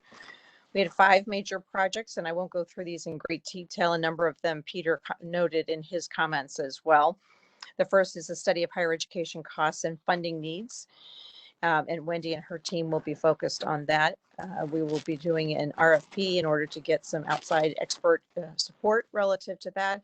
And also talked about establishing potentially a leadership committee to help guide the process and ensure we get buy-in from relevant constituencies, which is very important. It's not just data output. We want to ensure that the conclusions are widely understood and accepted. Second project is expansion of state financial aid for certain undocumented students. This project is a result of legislation passed this year to allow students access to state financial aid that previously were not eligible. And we've talked about that in previous meetings as well. To provide state aid, SCHEV will need to create a web portal for students to provide their financial information, and the staff is working with several other states to provide state aid to those students. The next project we discussed was simplification of state need-based financial aid. And you may recall this was a recommendation approved by Council in the financial aid report in 2019, but it's been on hold given the pandemic. And the goal is to just streamline the process and ensure that we reduce the administrative and student burdens to access those funds and get it efficiently and effectively dispersed. Another project discussed related to the Access Initiative. SCHEV's issued an RFP to develop an implementation plan outreach campaign for students to raise awareness of post-secondary options for those who do not enroll in post-secondary education each year, and to help them understand options and alternatives. And the last project discussed related to an increased focus on data transparency. The staff plan to release new data reports and insights in the coming year related to the Virginia Plan measures, affordability, and funding. An important focus point for us as a committee we discussed was ensuring that we get contextual information, the takeaways relative to that data and those reports, and that council members be informed as they become available online. So we'll get potentially a ping on your email, a link, just to ensure that we're aware that the information has been posted. And finally, as Peter discussed earlier, the council asked about the recently passed legislation regarding enslaved ancestors college access scholarship and memorial program, which applies to 5 public colleges. And the SCHEV staff is involved in providing an update at upcoming council meetings regarding the progress of that program. As you've heard, there are a lot of important aspects of that in terms of implementation, which need to be considered. It's evolved since its initial implementation, and we will stay tuned. That is my report. Thank you, Victoria. Any questions? All right, we appreciate your work and the work of the committee. Peter, over to you to talk about items delegated to staff.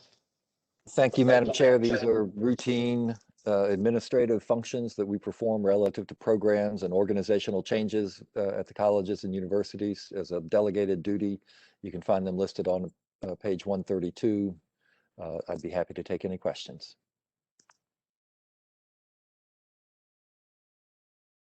All right, any questions for Peter? Very good, thank you. Any old business that council members would like to bring up? Okay. New business, I actually have a couple of things I wanted to raise. One actually came from part of the discussion that we had at the Resources Committee meeting. And, you know, part of the cost study involves taking a look at the current base adequacy calculation and, you know, better understanding kind of how it works, you know, what it does, right, and how it impacts our goals. And one of the things that we thought was, in order for us to be good assessors of maybe what an appropriate change might look like, it'd be good for all of us to have a good baseline knowledge of what the current base adequacy calculation looks like. So I think the route we're going, and this is more a heads up, but I think the route we're going to end up going is probably to call a special meeting for the Resources Committee, but then invite everybody. You know, I think the Resources Committee is committed to kind of, you know, being the ones to take ownership of stewarding the project overall. But again, this is potentially a fairly, you know, significant undertaking. And so we want to make sure that everybody has an opportunity to really, you know, sit down and have a little tutorial on just how that calculation is done. So expect to hear something about that probably in the coming weeks. And potentially call an expert to help. Don't forget that part. Yes, we're going to find an expert. I was telling the committee, I remember I had the very good opportunity of having someone who, you know, was known internally as kind of being the guru on how base adequacy worked, sit down with me for like 45 minutes and, you know, really go into detail. And it was super, super helpful. Unfortunately, I think I forgot at least 90% of what I learned at that time. So I need a refresher as well. And then the last thing is just a request, and, you know, would ask that you do this, you know, just to me and Peter, so we don't, you know, accidentally have a meeting or anything. But I'd love to get feedback from council members in regard to any topics that you would like to make sure that we have on our agenda, let's say over the next 2 to 3 meetings.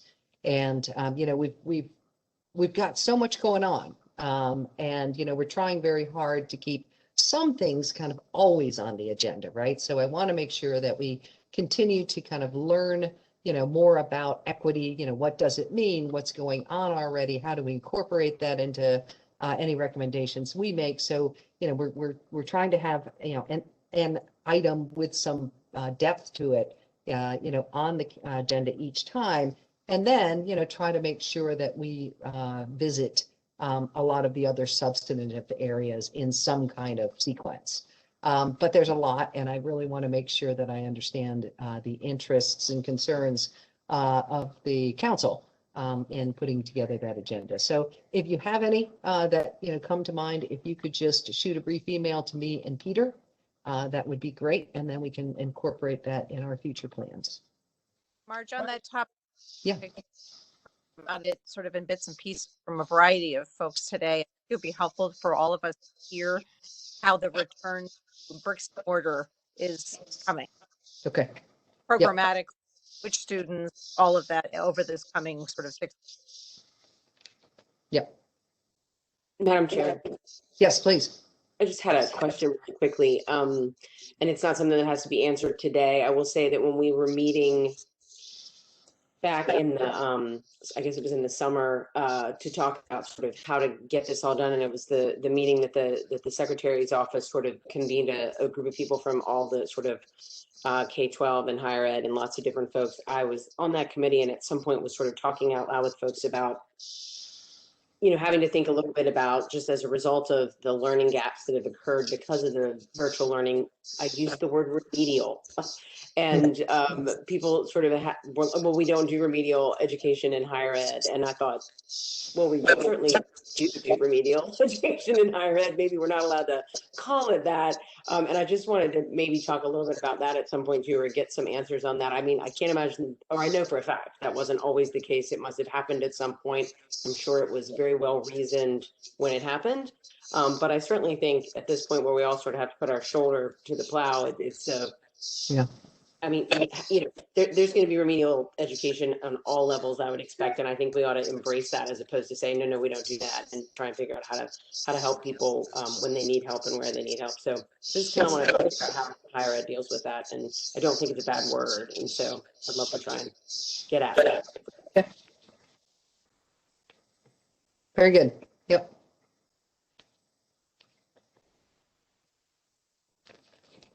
All right. Thank you. Well, if anything else comes to mind, again, please, shoot a note, and we'll work on incorporating that. I don't believe that we have any public comment. I got notice of none, but let me check in one last time. Peter's nodding. No public comment. Okay, very good. Thank you. Then what I'd like to do is to move into a closed session. Just logistically, if you go back to your agenda, you'll see that there is another Zoom room. And so I'm going to read in this session a motion to move into the closed session. Then I would ask council members to leave this, go over to the closed session Zoom room or WebEx room, I guess. We'll have a brief conversation there, and then we'll go back to this meeting so that we can appropriately close it out in public. Madam Chair, can you just tell us where to find that? I'm having trouble locating that. It is on I think Kristen sent out an email that had a March agenda timeframe. Okay. Ms. Arriaga, I'll send it to you again so you have it fresh. Thank you so much. Thank you. Yep, it's at the very bottom. So let me read this. I move that pursuant to Virginia Codes 2.2-371 1A1, the State Council for Higher Education of Virginia convene in a closed meeting for the purposes of addressing personnel issues related to SCHEV's director. Is this one that we need to approve and do a roll call, or is my request for that? Yes. We do need to roll call. Okay. Could I have a second then, please? Second. Thank you. Kristen, do you want to do the roll call for us? Sure, now that you all can hear me. Mr. Ampe. Aye. Ms. Arriaga. Aye. Dr. Atkins. Aye. Ms. Connolly. Aye. Ms. Harker?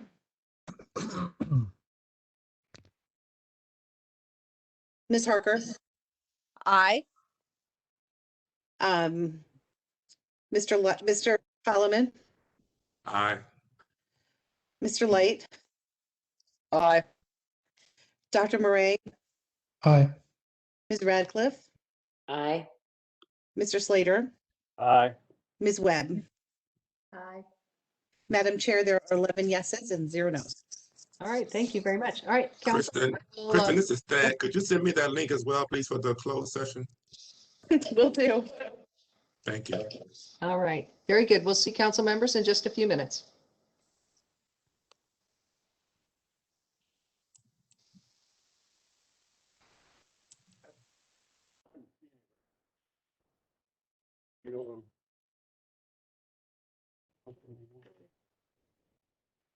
Where's the other page? He's going to send out an email telling us how to get in. Oh. I'm going to send it out again. I'm going to go to the bathroom.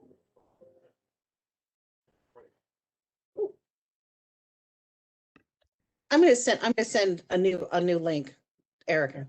Okay. Oh, good. Thank you very much. I was looking at it on my calendar.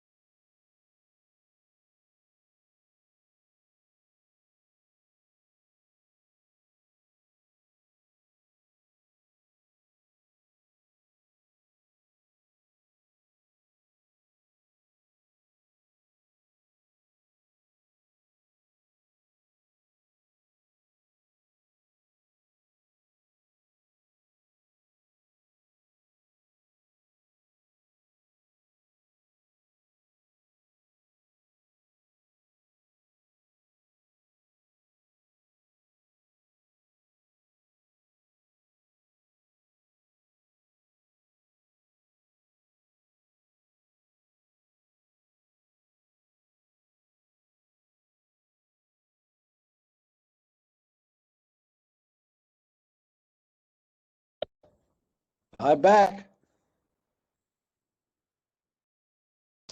All right, very good.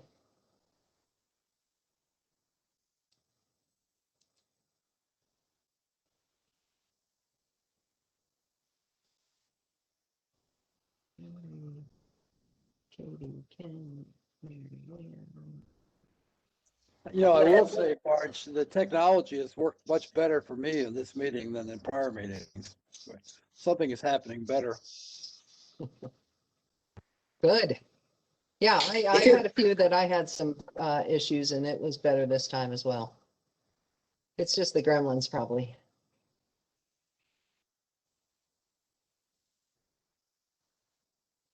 Okay, I think we're all back. So I am going to read a statement now that we are reconvened.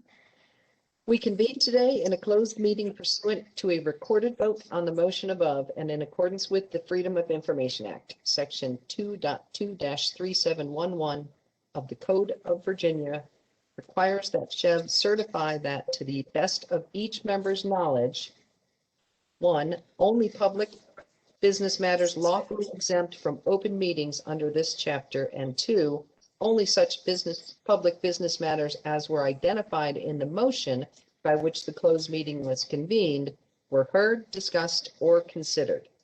Any member who believes there was a departure from these requirements shall so state prior to the vote, indicating the substance of the departure that, in his or her judgment, has taken place.